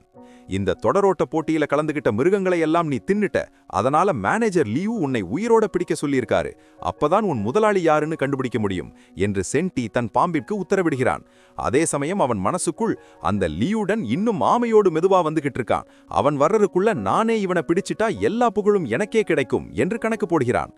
ஆனால் சென்டியின் பாம்பு அசையவே இல்லை. அது ஆவோபிங்கை பார்த்து நடுங்கிக் கொண்டிருக்கிறது. ஒரு சாதாரண லெவல் 4 மிருகத்தை பார்த்து தன் லெவல் 8 பாம்பு ஏன் இப்படி தன் முன்னோர்களை பார்த்தது போல நடுங்குகிறது என்று அவனுக்கு புரியவில்லை. என்னடா ஆச்சு உனக்கு? இது வெறும் சாதாரண குப்பை மிருகம். இப்பவே இதை தாக்கி அழி என்று அவன் ஆவேசமாக கத்துகிறான். ஆவோ பிங் இப்போதைய நிலைமையை சாதகமாக்கிக் கொள்ள நினைக்கிறான். அவனுக்கு இன்னும் ஒரு மிருகம் தேவை. அந்த ஒரு வேட்டையோடு அவன் மிஷன் முடிந்துவிடும். புதிய திறமை கிடைத்துவிடும். ஆவோ பிங்கின் திட்டம், இவன் கிட்ட இருந்து தப்பிக்க டெலிபோர்ட் பண்ணா அது என்னை மறுபடியும் இங்கேயே கொண்டு வந்து விட்டுடுச்சு. இப்போ இவனை தின்னுட்டு பலத்தை ஏத்துறதுதான் ஒரே வழி. சென்டியின் அறியாமை, எதிரில் இருப்பது உலகையே அழிக்கக்கூடிய கருப்பு டிராகனின் ரத்தம் கொண்ட ஒரு அரக்கன் என்பது தெரியாமல் அவன் தன் பாம்பை மரணத்தை நோக்கி தள்ளிக் கொண்டிருக்கிறான். அடுத்த வினாடி அந்த ஆற்றில் ஒரு இரத்த சரித்திரம் ஆரம்பமாகப் போகிறது. ஆவோ பிங் தன் வாயை திறந்து அந்த பாம்பை நோக்கி பாய தயாராகிறான். அந்த பிளாக் ஸ்ட்ரைப் அனகோண்டாவுக்கும் தான் ஏன் இப்படி நடுங்குகிறோம் என்று தெரியவில்லை. ஆவோ பிங்கை பார்க்கும்போதெல்லாம் அதன் உடலுக்குள் ஒரு சொல்ல முடியாத அச்சம் பரவியது. ஆனால் அதன் எஜமான் சென்டி உத்தரவிட்டதால் தன் முழு தைரியத்தையும் திரட்டிக்கொண்டு ஆவோ பிங்கை நோக்கி பாய்ந்தது. ஆவோ பிங் தன்னை நோக்கி வரும் அந்த அனகோண்டாவை எவ்வித பயமுமின்றி பார்த்தான். அவன் தன் மனதிற்குள் சிஸ்டம் சீக்கிரம் என்னை அடுத்த நிலைக்கு உயர்த்து என்று கட்டளையிட்டான். சற்று முன்புதான் அவன் ஒரு டஜன் லெவல் 2 மிருகங்களை தின்றிருந்தது. அதன் மூலம் அவனிடம் 900 எவல்யூஷன் பாயிண்ட்ஸ் இருந்தது. ஏற்கனவே இருந்த 203 பாயிண்ட்ஸையும் சேர்த்தால் அவனால் 2 முறை லெவல் அப் செய்ய முடியும். 400 எவல்யூஷன் பாயிண்ட்ஸ் செலவிடப்பட்டது. நிலை லெவல் 5க்கு உயர்ந்தது. 500 எவல்யூஷன் பாயிண்ட்ஸ் செலவிடப்பட்டது. நிலை லெவல் 6க்கு உயர்ந்தது. அடுத்த வினாடியே ஆவோ பிங்கின் உடல் கண்ணெதிரே அசுர வேகத்தில் வளரத் தொடங்கியது. சில வினாடிகளில் அவனது உடல் 5 மீட்டருக்கும் மேல் வளர்ந்து நின்றது. இப்போது அவன் எதிரே வந்த லெவல் 8 அனகோண்டாவை விடவும் உருவத்தில் சற்றே பெரியவனாக தெரிந்தான். கிட்டத்தட்ட 6 மீட்டர் நீளத்தை அவன் நெருங்கிவிட்டான். இந்த மிருகம் இவ்வளவு புத்திசாலியா? தன் பலத்தை மறைத்து வைப்பது கூட இதற்கு தெரிந்திருக்கிறதே என்று சென்டி ஆச்சரியத்தில் உறைந்தான். மிருகங்கள் புத்திசாலிதான் என்றாலும் ஒரு திட்டத்தோடு தன் சக்தியை மறைக்கும் அளவுக்கு அவை அறிவாளி அல்ல என்று அவன் நினைத்திருந்தான். இருந்தாலும் சென்டி பதற்றமடையவில்லை. தன் பலத்தை மறைத்திருந்தால் என்ன, இப்போதும் இது லெவல் 6 மிருகம்தான். என் அனகோண்டாவை விட 2 நிலைகள் குறைவு. இவனால் என் பாம்பை ஒரே அடியில் வீழ்த்தவே முடியாது என்று அவன் தப்பு கணக்கு போட்டான். சென்டி என்ன நினைக்கிறான் என்பதை பற்றி ஆவோ பிங் கவலைப்படவில்லை. தன்னை நோக்கி வரும் அனகோண்டாவை பார்த்ததும் அவன் தன் பெரிய வாயை திறந்து ஒரு கருப்பு மின்னலைப் போல அதன் மீது பாய்ந்தான். தண்ணீருக்குள் ஆவோ பிங்கின் வேகம் அபாரமாக இருந்தது. அந்த அனகோண்டாவால் சுதாரிப்பதற்குள் ஆவோ பிங் அதன் கழுத்தை நறுக்கென்று கவ்விப்பிடித்தான். அவனது கூர்மையான பற்கள் அனகோண்டாவின் உடலுக்குள் இறங்க இரத்தம் பீச்சியடித்தது. அடுத்த வினாடி அவனது பற்களிலிருந்து வெளிப்பட்ட தகிக்கும் நெருப்பு அந்த பாம்பின் உடலை சுட்டெரித்தது. ஏற்கனவே உயிருக்கு போராடிக் கொண்டிருந்த அனகோண்டா அந்த நெருப்பின் வெப்பத்தில் அடுத்த கணமே செத்து மடிந்தது. கருப்பு டிராகனின் ரத்தம் கலந்திருப்பதால் சாதாரண பாம்புகளைப் போல அவனுக்கு 4-5 பற்கள் மட்டும் இருக்கவில்லை. அவன் வாய் முழுக்க ரம்பம் போன்ற கூர்மையான பற்கள் நிறைந்திருந்தன. அவை அனகோண்டாவின் சதையை மிக எளிதாக கிழித்தெறிந்தன. அனகோண்டாவை கொன்ற கையோடு ஆவோ பிங் அதன் உடலை வெறித்தனமாக தின்னத் தொடங்கினான். கொஞ்ச நேரத்திலேயே அந்த பெரிய அனகோண்டாவின் உடல் முழுவதுமாக அவனால் தின்னு முடிக்கப்பட்டது. லெவல் 8 பிளாக் ஸ்ட்ரைப் அனகோண்டா உண்ணப்பட்டது. Evolution points + 671. வாழ்த்துக்கள், நீங்கள் மிஷனை வெற்றிகரமாக முடித்துவிட்டீர்கள். புதிய திறமையை தேர்ந்தெடுக்க விருப்பமா என்று சிஸ்டம் கேட்டது. ஆவோ பிங் ஒரு நொடி கூட யோசிக்காமல் இப்போது வேண்டாம் என்று மறுத்துவிட்டான். ஏனென்றால் அவனுக்கு முன்னால் இன்னும் ஒரு மனிதன் உயிருடன் இருக்கிறான். அவனை முதலில் முடிக்க வேண்டும். இவன் ஒருவேளை ஏதேனும் அபாய சிக்னல் கருவியை வைத்திருந்து அதை செயல்படுத்திவிட்டால் எனக்குத்தான் பெரிய ஆபத்து என்று ஆவோ பிங் எச்சரிக்கையுடன் அந்த மனிதனை நோக்கி திரும்பினான். ஐயோ, இவன்கிட்ட இருக்கிற சிக்னல் கருவி மட்டும் வேலை செஞ்சுட்டா நான் பெரிய ஆபத்துல சிக்கிடுவேனேன்னு ஆவோ பிங் எச்சரிக்கையா யோசிக்கிறான். அங்க சென்டி அதிர்ச்சியில உறைஞ்சு போயிருக்கான். இது எப்படி சாத்தியம்? என் லெவல் 8 பாம்பை ஒரு சாதாரண லெவல் 6 மிருகம் எப்படி ஒரே அடியில கொல்ல முடியும்? நான் அவனால நம்பவே முடியல. ஆவோ பிங் தன்னை முறைக்கிறத பார்த்த பிறகுதான் அவனுக்கு பயமே வருது. உடனே தப்பிக்க பார்க்கறான். ஆனா ஆவோ பிங்கோட வேகத்துக்கு முன்னாடி அவனால ஈடு கொடுக்க முடியல. சில வினாடிகள்லயே அவனுக்கும் ஆவோ பிங்கும் இடையிலான தூரம் பாதியா குறைஞ்சிடுச்சு. இந்த மிருகம் ரொம்ப வேகமா இருக்கே, இன்னைக்கு நான் இங்கேயே செத்துருவேனான்னு சென்டியோட குரல் நடக்கத்துல தேயுது. இந்த மிருகம் இவ்வளோ பலமானதுன்னு தெரிஞ்சிருந்தா அவன் இங்க வந்திருக்கவே மாட்டான். அவன் நம்பிக்கை இழந்து நின்றபோது முன்னாடி இருந்து ஒரு குரல் கேக்குது. சென்டி, ஏன் எனக்காக காத்திருக்காம இவ்வளோ வேகமா வந்த? அந்த மிருகத்தை பிடிச்சிட்டியா? அது லியூடன். மெதுவா நீந்தி வர்ற தன் ஐவரி டாட்டில் மேல ஏறி இப்பதான் அவன் அங்க வந்து சேர்றான். லியூடன், என்னை காப்பாத்துன்னு சென்டி அலறான். லியூடனை பார்த்ததும் அவனுக்குள்ள ஒரு சின்ன உயிர் ஆசை வருது. அதே சமயம் ஆவோ பிங்கும் அந்த ஆமையை பார்த்துட்டான். அது மேலையும் வாட்டர் ப்ரூஃப் உடை போட்டு ஒரு மனுஷன் இருக்கிறத பார்த்ததும் இவனும் அந்த போட்டி ஏற்பாட்டாளர்களை சேர்ந்தவன் தான்னு ஆவோ பிங் உறுதி செஞ்சுக்கிறான். என் கையிலிருந்து இவனை நீ காப்பாத்த போறியா? நடக்காது. ஆவோ பிங் மனசுக்குள்ள ஏளனமா சிரிச்சுக்கிட்டு தன் வேகத்தை இன்னும் கூட்டுறான். சென்டி அந்த ஆமையை நெருங்க இன்னும் 3-4 மீட்டர் தான் பாக்கி இருக்கு. ஆனா அதுக்குள்ள ஆவோ பிங் அவனை பிடிச்சிட்டான்.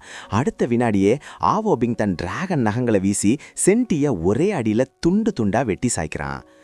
லியூடன் கண்ணு முன்னாடியே சென்டி செத்து விழுறத பார்த்துட்டு அலறான். சென்டி உண்மையாவே செத்துட்டானா? அவனுக்கு முன்னாடி இருக்கிற அந்த விசித்திரமான மிருகத்தை பார்த்து அவன் நடுங்குறான். அது பாம்பை போல இருந்தாலும் தலையில இருக்கிற கொம்புகளும் வயிற்றுல இருக்கிற நகங்களும் அது வெறும் பாம்பே இல்லைன்னா அவனுக்கு எச்சரிக்கை கொடுக்குது. சென்டியோட பலமும் என்னோட பலமும் ஒன்று தான். லெவல் 8 பாம்பே கொன்ன இந்த லெவல் 6 மிருகத்துக்கிட்ட இருந்து என்னால் தப்பிக்க முடியாது. இங்கிருந்து ஓடிடணும்னு நினச்சிக்கிட்டு தன் ஆமையை திருப்புறான். ஆனால் ஆவோபிங் அவனை ஓட விட தயாராகவே இல்லை. ஆவோபிங்கோட ஆன்மா ஒரு மனுஷனுடையது தான். அதனாலேயே அவனுக்கு தெரியும் இவங்களை உயிரோட விட்டால் தனக்கு தான் ஆபத்துன்னு. நான் ஏற்கனவே 1 டசன் மிருகங்களை தின்னுட்டேன். போட்டி ஏற்பாட்டாளர்கள் என்னை விட்டாலும் அந்த மிருகங்களோட முதலாளிகள் என்ன சும்மா விட மாட்டாங்க. இப்போ இவங்களை கொண்டுட்டா அந்த விஷயம் வெளியே தெரியறதுக்குள்ள நான் தப்பிச்சிடலான்னு முடிவெடுக்கிறான். அங்கே அந்த ஐவரி டர்ட்டில் தன் சின்ன கால்களை வச்சுக்கிட்டு தண்ணிக்குள்ளே தப்பிக்க பார்க்குது. ஆவோபிங் வேகமாக பாய்ஞ்சு அதோட பின்னங்காலில் ஒரு கடியை போடுறான். கவ்வி ஒரு இழுக்க அந்த ஆமையோட கால் அப்படியே தனியாக பிஞ்சு வருது. வலியால் அந்த ஆமை ஒரு சின்ன முனகளோட துடிக்குது. ஒரு காலை இழந்த அந்த ஆமையால் தண்ணிக்குள்ளே இனிமேல் சமநிலையோட நீந்த முடியாது. அந்த ஆமையால் தண்ணீரில் சமநிலையை தக்க வைக்கவே முடியாமல் போனது. அதனால் வேறு வழியின்றி தன் ஓட்டுக்குள்ளேயே சுருட்டி கொண்டது. முட்டாளே, ஏன் ஓட்டுக்குள்ள ஒளிஞ்சிக்கிற? வெளியே வந்து எனக்காக ஓடுதா என்று லியூடன் கத்துகிறான். ஆமை ஓட்டுக்குள் புகுந்து கொண்டதை பார்த்த லியூடனுக்கு பயம் இன்னும் அதிகமாகிறது. இந்த மடையன் ஆமைக்கு ஓடு இருக்கு, ஆனா எனக்கு ஒண்ணுமில்லையே என்று அவன் பதறும்போது ஆவோபிங் மெதுவாக சொல்கிறான், அவசரப்படாத, முதல்ல உன்னை கொன்னுட்டு அப்புறம் இந்த ஆமையை உன்கிட்டயே அனுப்பி வைக்கிறேன். ஆவோபிங் பேசுவது லியூடனுக்கு புரியவில்லை என்றாலும் ஆவோபிங் தன் மானதியுள்ளதை சொல்லிக்கொண்டே அவனை நெருங்குகிறான். வேண்டாம் ப்ளீஸ், எனக்கு வீட்டில் வயசானவங்களும் சின்ன குழந்தைகளும் இருக்காங்க. எனக்கு ஏகப்பட்ட உடம்பு வியாதிகள் இருக்கு. எனக்கு யுட்டரின் கோல்டு கூட இருக்கு. என்னை விட்டுருங்க என்று லியூடன் பயத்தில் உளர ஆரம்பிக்கிறான். ஆவோபிங் அவன் பேச்சை ஒரு பொருட்டாக்க கூட மதிக்காமல் ஒரே வாயில் அவனை அப்படியே முழுங்குகிறான். லெவல் 4 சாதாரண மனிதன் உண்ணப்பட்டான். Evolution points +287. இவ்வளவு அதிக பாயிண்ட்ஸ் கிடைப்பதை பார்த்ததும் ஆவோபிங்கிற்கு ஒரு சின்ன வருத்தம். இது தெரிஞ்சிருந்த அந்த முன்னாடி செத்தனையும் முழுங்கியிருப்பேனே, அவங்கிட்ட உன்னை நான் தின்னுடுவேன்னு சொல்லியிருப்பேன் என்று நினைத்துக் கொள்கிறான். பிறகு ஓட்டுக்குள் ஒளிந்திருக்கும் அந்த ஆமையை பார்க்கிறான். அதன் ஓடு முழுக்க கூர்மையான முட்கள் இருப்பதால் கடிப்பது கஷ்டமாக இருக்கிறது. இந்த மொக்க ஆமை எவ்வளவு நேரம்தான் உள்ளேயே இருக்கும்னு பார்த்திடுறேன் என்று சொல்லிக்கொண்டு தன் வாயிலிருந்து பயங்கரமான நெருப்பை கக்கி அந்த ஓட்டுக்குள் செலுத்துகிறான். நெருப்பு தண்ணீரில் பட்டதும் ஆவியாக கிளம்பி ஆற்றின் மேற்பரப்புக்கு வருகிறது. ஓட்டுக்குள் இருந்த அந்த அதிகப்படியான வெப்பத்தை தாங்க முடியாமல் ஆமை தன் தலையை வெளியே நீட்டுகிறது. ஒரு வரியா வெளியே வந்துட்டியா என்று காத்திருந்த ஆவோபிங் அது தலை நீட்டிய அடுத்த வினாடியே அதை நறுக்கென்று கடித்து தலையை துண்டாக்குகிறான். பிறகு அந்த தலையில்லாத ஆமையையும் முழுவதுமாக தின்று முடிக்கிறான். லெவல் 8 ஐவரி டர்ட்டில் உண்ணப்பட்டது. +613 எவல்யூஷன் பாயிண்ட்ஸ். ஒரு வழியா இந்த தொல்லைகளை முடித்துவிட்டோம் என்று ஆவோபிங் நிம்மதி பெருமூச்சு விடுகிறான். இப்போது சிஸ்டம் கொடுத்த மிஷன் பரிசை சோதிக்கலாம் என்று நினைக்கிறான். தனக்கு ஒரு எஸ்கிரேட் திறமை கிடைக்குமா என்கிற எதிர்பார்ப்பு அவனிடம் இருக்கிறது. சிஸ்டம் எனக்கான திறமையை காட்டு என்று அவன் நினைத்த அடுத்த வினாடியே அவனுக்கு முன்னால் 3 ஆப்ஷன்கள் தெரிகின்றன. ஐ ஆஃப் டிசையர், எஸ்டிஆர். எந்த ஒரு உயிரினத்தின் மனதில் உள்ள ஆழமான ஆசைகளையும் இதால் பார்க்க முடியும். இந்த கண்ணால் ஒரு உயிரினத்தை பார்த்துவிட்டால் அதன் உள் உணர்வுகள் மெல்ல மெல்ல தூண்டப்பட்டு நிலை தடுமாறச் செய்யும். Clone, CTR. உன்னை போலவே அச்சு அசலாக இருக்கும் ஒரு நகலை உருவாக்கும். வேகம், பலம், உருவம் எல்லாம் அப்படியே இருக்கும். ஆனால் இது வெறும் 5 நிமிடம் மட்டும்தான் இருக்கும். Fatal teleport. உயிருக்கே ஆபத்தான ஒரு அடி விழும்போது அந்த தாக்குதலிலிருந்து நீ சாக மாட்டாய். அதற்கு பதிலாக சிஸ்டம் உன்னை அங்கிருந்து 30 கிலோமீட்டர் சுற்றளவுக்குள் ஏதாவது ஒரு இடத்திற்கு தானாகவே இடமாற்றம் டெலிபோர்ட் செய்துவிடும். நிஜமாகவே ஒரு எஸ்கிரேடு திறமை இருப்பதையும் ஒரே நேரத்தில் 3 ஆப்ஷன்கள் கிடைப்பதையும் பார்த்த ஆவோபிங்கிற்கு ஆச்சரியமாக இருக்கிறது. சிஸ்டம் என்ன இவ்வளவு தாராளமாக இருக்கிறது என்று அவன் வியந்து நிற்கிறான். ஆபிங் தன் முன்னால் இருந்த அந்த 3 திறமைகளையும் உற்சாகத்தோட பார்த்தான். இந்த 3இல் ஒன்றை மட்டும்தான் நீங்கள் தேர்ந்தெடுக்க முடியும். நீங்கள் ஒன்றை தேர்வு செய்தவுடன் மற்ற 2ம் தானாகவே மறைந்துவிடும் என்ற குரல் கேட்டது. அட பாவமே, அந்த முட்டாள் சிஸ்டம் இவ்வளவு தாராளமாக இருக்காதுன்னு எனக்கு முன்பே தெரியும் என்று ஆபிங் கோபமாக திட்டிக்கொண்டான். பிறகு இந்த ஆபத்திலிருந்து தப்பிக்க எந்த திறமையை தேர்ந்தெடுக்கலாம் என்று அவன் யோசிக்க தொடங்கினான். ஒரு நிமிடம் கழித்து ஆபிங் ஒரு முடிவுக்கு வந்தான். சிஸ்டம், நான் 3வது திறமையான ஃபேட்டல் டெலபோர்ட்டை தேர்ந்தெடுக்கிறேன் என்று தனக்குள் நினைத்துக் கொண்டான்.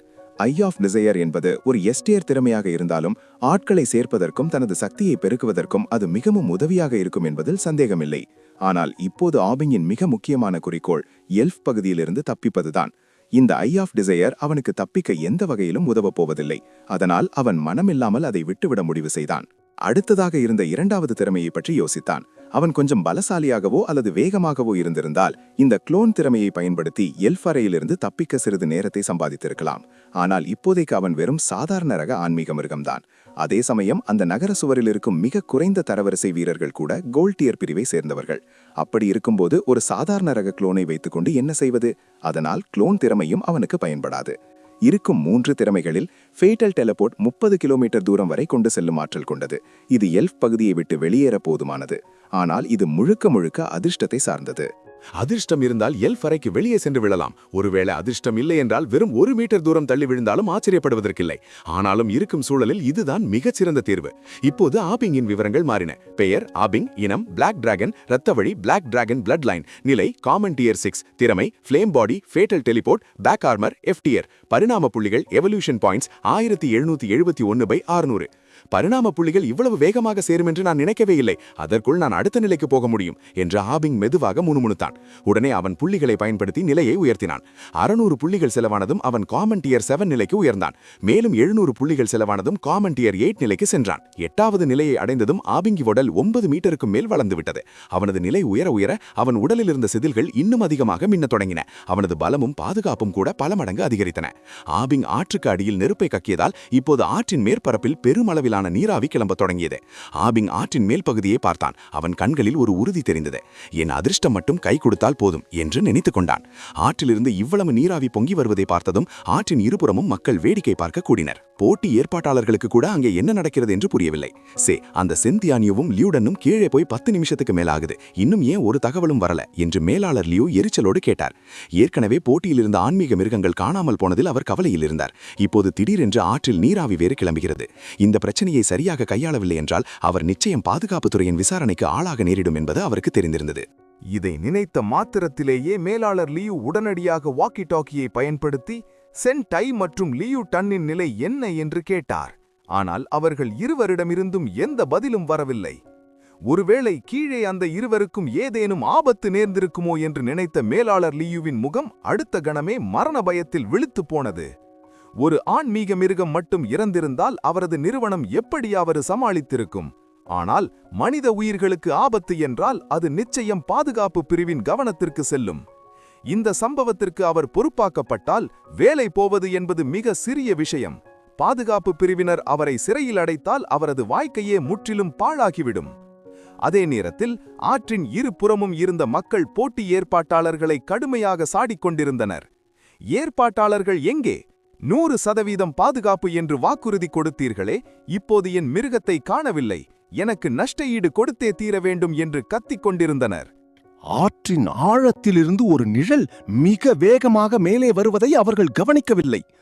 அடுத்த நொடி காதுகளை செவிடாக்கும் வகையில் ஒரு பிரம்மாண்டமான டிராகன் கர்ஜனை ஆற்றிலிருந்து வெடித்தது. அந்த சத்தம் எவ்வளவு வலிமையாக இருந்ததென்றால் ஆற்றின் மேற்பரப்பே லேசாக நடுங்கியது. இந்த கர்ஜனையை ஆற்றங்கரையில் இருந்தவர்கள் மட்டுமல்ல, நகரச் சுவரில் இருந்த வீரர்களும் கேட்டனர். ஆனால் மேலதிகாரிகளிடம் இருந்து உத்தரவு வராததால் யாரும் தங்கள் இடத்தை விட்டு நகரவில்லை. நகரச் சுவர்தான் ஒரு நகரத்தின் பாதுகாப்பிற்கு அடிப்படை ஆதாரம் என்பதால் அங்கு காவல் இருக்கும் வீரர்கள் அனுமதியின்றி வெளியேறக்கூடாது என்பது விதி.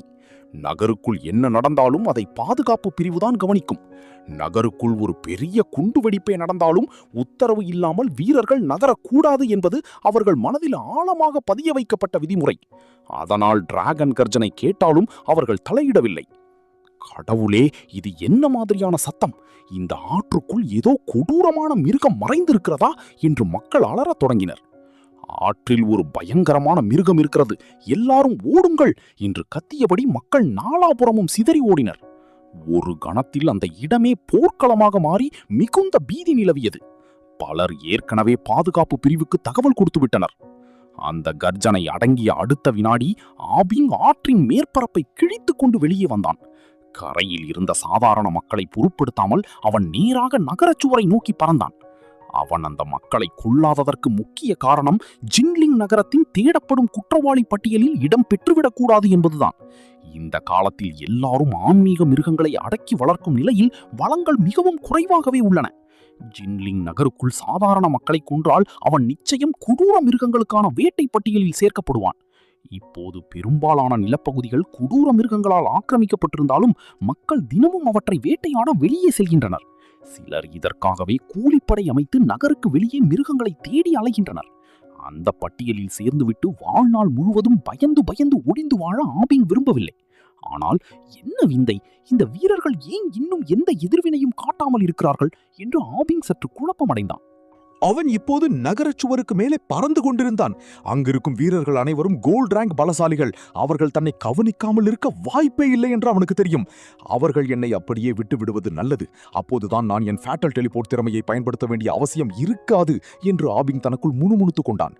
நேரடியாக இப்படி பறந்தே வெளியேற முடியும் என்று தெரிந்திருந்தால் நேற்றிரவே நான் ஜின்லிங் நகரை விட்டு போயிருப்பேனே. ஆனால் ஆபிங் நகரச் சுவரை தாண்டி பறக்க முயன்ற அந்த தருணத்தில் இராணுவ உடையணிந்த ஒரு இளைஞன் அவனுக்கு முன்னால் வந்து மறித்தான். என்ன ஒரு வேகம் என்று ஆபிங் உள்ளுக்குள் அதிர்ந்து போனான். அந்த மனிதன் எப்படி அவ்வளவு சீக்கிரம் அங்கே வந்தான் என்பதை அவனால் பார்க்க கூட முடியவில்லை. எதிராளியின் வேகம் ஒரு நொடியில் ஓரிடத்திலிருந்து இன்னொரு இடத்திற்கு தோன்றும் டெலிபோர்ட் போல இருந்தது. அதே சமயம் சிஸ்டம் அந்த நபரின் தகவல்களை காட்டியது. பெயர் ஷியான் சிசிங், நிலை டைமண்ட் டியர் 2. அவனிடம் டைமண்ட் மற்றும் பிளாட்டினம் நிலைகளில் வலிமையான ஆன்மீக மிருகங்கள் இருந்தன. இவன் நிஜமாகவே ஒரு டைமண்ட் ரேங்க் பலசாலி என்று ஆபிங் மனதிற்குள் மகிழ்ச்சி அடைந்தான். இவனை போன்ற ஒரு பலசாலியால் நிச்சயம் தனது ஃபேட்டல் டெலிபோர்ட் திறமையை தூண்ட முடியும் என்று அவன் நம்பினான். நீயாக வந்து என்னை தாக்கவில்லை, அதனால் நீ ஒரு கொடூரமான மிருகம் இல்லை என்று தெரிகிறது என்று ஷியான் சிசிங் பேசினான். அவனது பார்வை கூர்மையானது. ஒரு டைமண்ட் ரேங்க் வீரருக்கே உரிய அழுத்தம் ஆபிங்கை சூழ்ந்தது. ஆனாலும் அனுமதியின்றி நகரச்சுவருக்குள் நுழைந்த உன்னை அடுத்த நொடி அவனை சுற்றியிருந்த ஆற்றல் ஆப்பிங் மீது பாய்ந்தது. அடப்பாவி, நேராகவே தாக்கியிருக்கலாமே, இது மரண வலி கொடுக்கிறதே என்று ஆப்பிங் பற்களை கடித்தபடி கத்தினான். ஆப்பிங்கின் உடல் நசுங்கி போகும் நிலைக்கு சென்றபோது ஒரு வழியாக சிஸ்டம் எச்சரிக்கை செய்தது.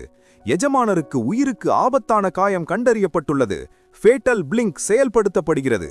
அடுத்த நொடி ஆப்பிங் நகர சுவரிலிருந்து மாயமாய் மறைந்தான். மறைந்து விட்டதா என்று சியான் சீஷிங் திகைத்து நின்றான். வெறும் 8வது நிலையில் இருக்கும் ஒரு சாதாரண ஆன்மீக மிருகம் என்னிடமிருந்து எப்படி தப்பியது? சுவாரஸ்யமானது. இது விண்வெளி ஆற்றல் கொண்ட ஒரு மிருகம் போலிருக்கிறது. விண்வெளி ஆற்றல் கொண்ட மிருகங்கள் மிகவும் அரிதானவை. அப்படிப்பட்ட மிருகங்கள் எதிர்காலத்தில் நிச்சயம் டைமண்ட் ரேங்க் நிலையை அடையும். ஜின்லிங் நகருக்கு அருகில் விண்வெளி ஆற்றல் கொண்ட ஒரு ஆன்மீக மிருகம் தென்பட்டுள்ளது என்று மேலதிகாரிகளுக்கு உடனே அறிக்கை அனுப்புங்கள், சீக்கிரம் என்று தன் அருகிலிருந்த வீரனிடம் சியான் சீஷிங் உத்தரவிட்டான். அந்த வீரனும் மிகுந்த மரியாதையுடன் அந்த உத்தரவை ஏற்றான். ஏனென்றால் ஜின்லிங் நகர வரலாற்றிலேயே வெறும் 28 வயதில் டைமண்ட் ரேங்க் அடைந்து தளபதியான மிக சிலரில் சியான் சீஷிங்கும் ஒருவன். அதே நேரத்தில் டெலிபோர்ட் செய்யப்பட்ட ஆப்பிங் சட்டென்று தன் கண்களை திறந்தான். நான் ஏன் தண்ணீருக்குள் இருக்கிறேன் என்று அவனுக்குள் ஒரு கெட்ட எண்ணம் தோன்றியது.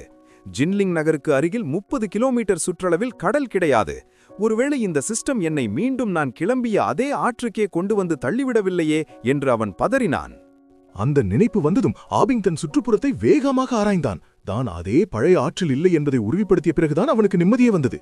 நல்ல வேளை அந்த ஆறில்லை, இல்லையென்றால் யாரிடம் போய் முறையிடுவதென்றே தெரியாமல் போயிருக்கும் என்று ஆபிங் தனக்குள் நினைத்துக் கொண்டான். பிறகு அவன் மெதுவாக நீரின் மேல் நோக்கி நீந்தினான். அந்த நீர் அடர் பச்சை நிறத்தில் இருந்தது. மேற்பரப்பில் பச்சை செடிகளும் பாசிகளும் படர்ந்திருந்தன. ஜின்லிங் நகரில் உள்ள எந்த நீர்நிலையும் இப்படி இருக்காது. இது ஒரு கைவிடப்பட்ட நீர்த்தேக்கம் போல தெரிகிறது என்று ஆபிங் தன் தலையை நீருக்கு வெளியே நீட்டி கவனமாக பார்த்தான். அந்த நீர்த்தேக்கம் ஒரு கால்பந்து மைதான அளவு கூட இருக்காது, மிகச்சிறியதுதான். அதன் நாலாபுறமும் விதவிதமான செடி கொடிகள் வளர்ந்து கிடந்தன. என் அதிர்ஷ்டம் நல்லாதா இருக்கு. ஒரு வழியாக மனிதர்கள் வாழும் பகுதியிலிருந்து வெளியே வந்துவிட்டேன். இனி என் பலத்தை இன்னும் வேகமாக அதிகரிக்க முடியும். அதே சமயம் ஜின்லிங் நகரின் வாங் குடும்பம்தான் இது. இந்த ஆன்மீக மிருகம் எங்கே ஒளிந்திருக்கிறது என்று தேடிக்கொண்டிருந்தேன். கடைசியில் தண்ணீருக்குள் தான் இருக்கிறதா என்று வாங்தியான் முணுமுணுத்தான். மோசமான விஷயம் என்னவென்றால் நேற்று வரை சாதாரண லெவல் 4 இருந்த இந்த மிருகம் ஒரே இரவில் லெவல் 8க்கு உயர்ந்துவிட்டது. அதைவிட ஆச்சரியம், இது சியான் சிசிங்கிடமிருந்து தப்பித்துவிட்டது. சியான் சிசிங் ஒரு டைமண்ட் ரேங்க் பலசாலி. அந்த மிருகத்தை விட 1000 மடங்கு வலிமையானவர். இந்த மிருகத்தை என்னால் அடக்க முடிந்தால் நானும் சியான் சிசிங்கை விட வேகமான ஒரு டைமண்ட் ரேங்க் பலசாலியாகிவிடலாம் என்று வாங்தியான் தன் முகத்தை சுழித்தபடி யோசித்தான். அவன் தந்தை வாங்பாத்தியான் தன் சுரட்டை ஒரு இழுப்பு இழுத்துமிட்டு மகனை பார்த்து, வீண் பேச்சை நிறுத்து. சியான் சிசிங்காலேயே பிடிக்க முடியாத அந்த மிருகத்தை உன் சாதாரண தரத்தை வைத்துக்கொண்டு நீ கட்டுப்படுத்தப் போகிறாயா?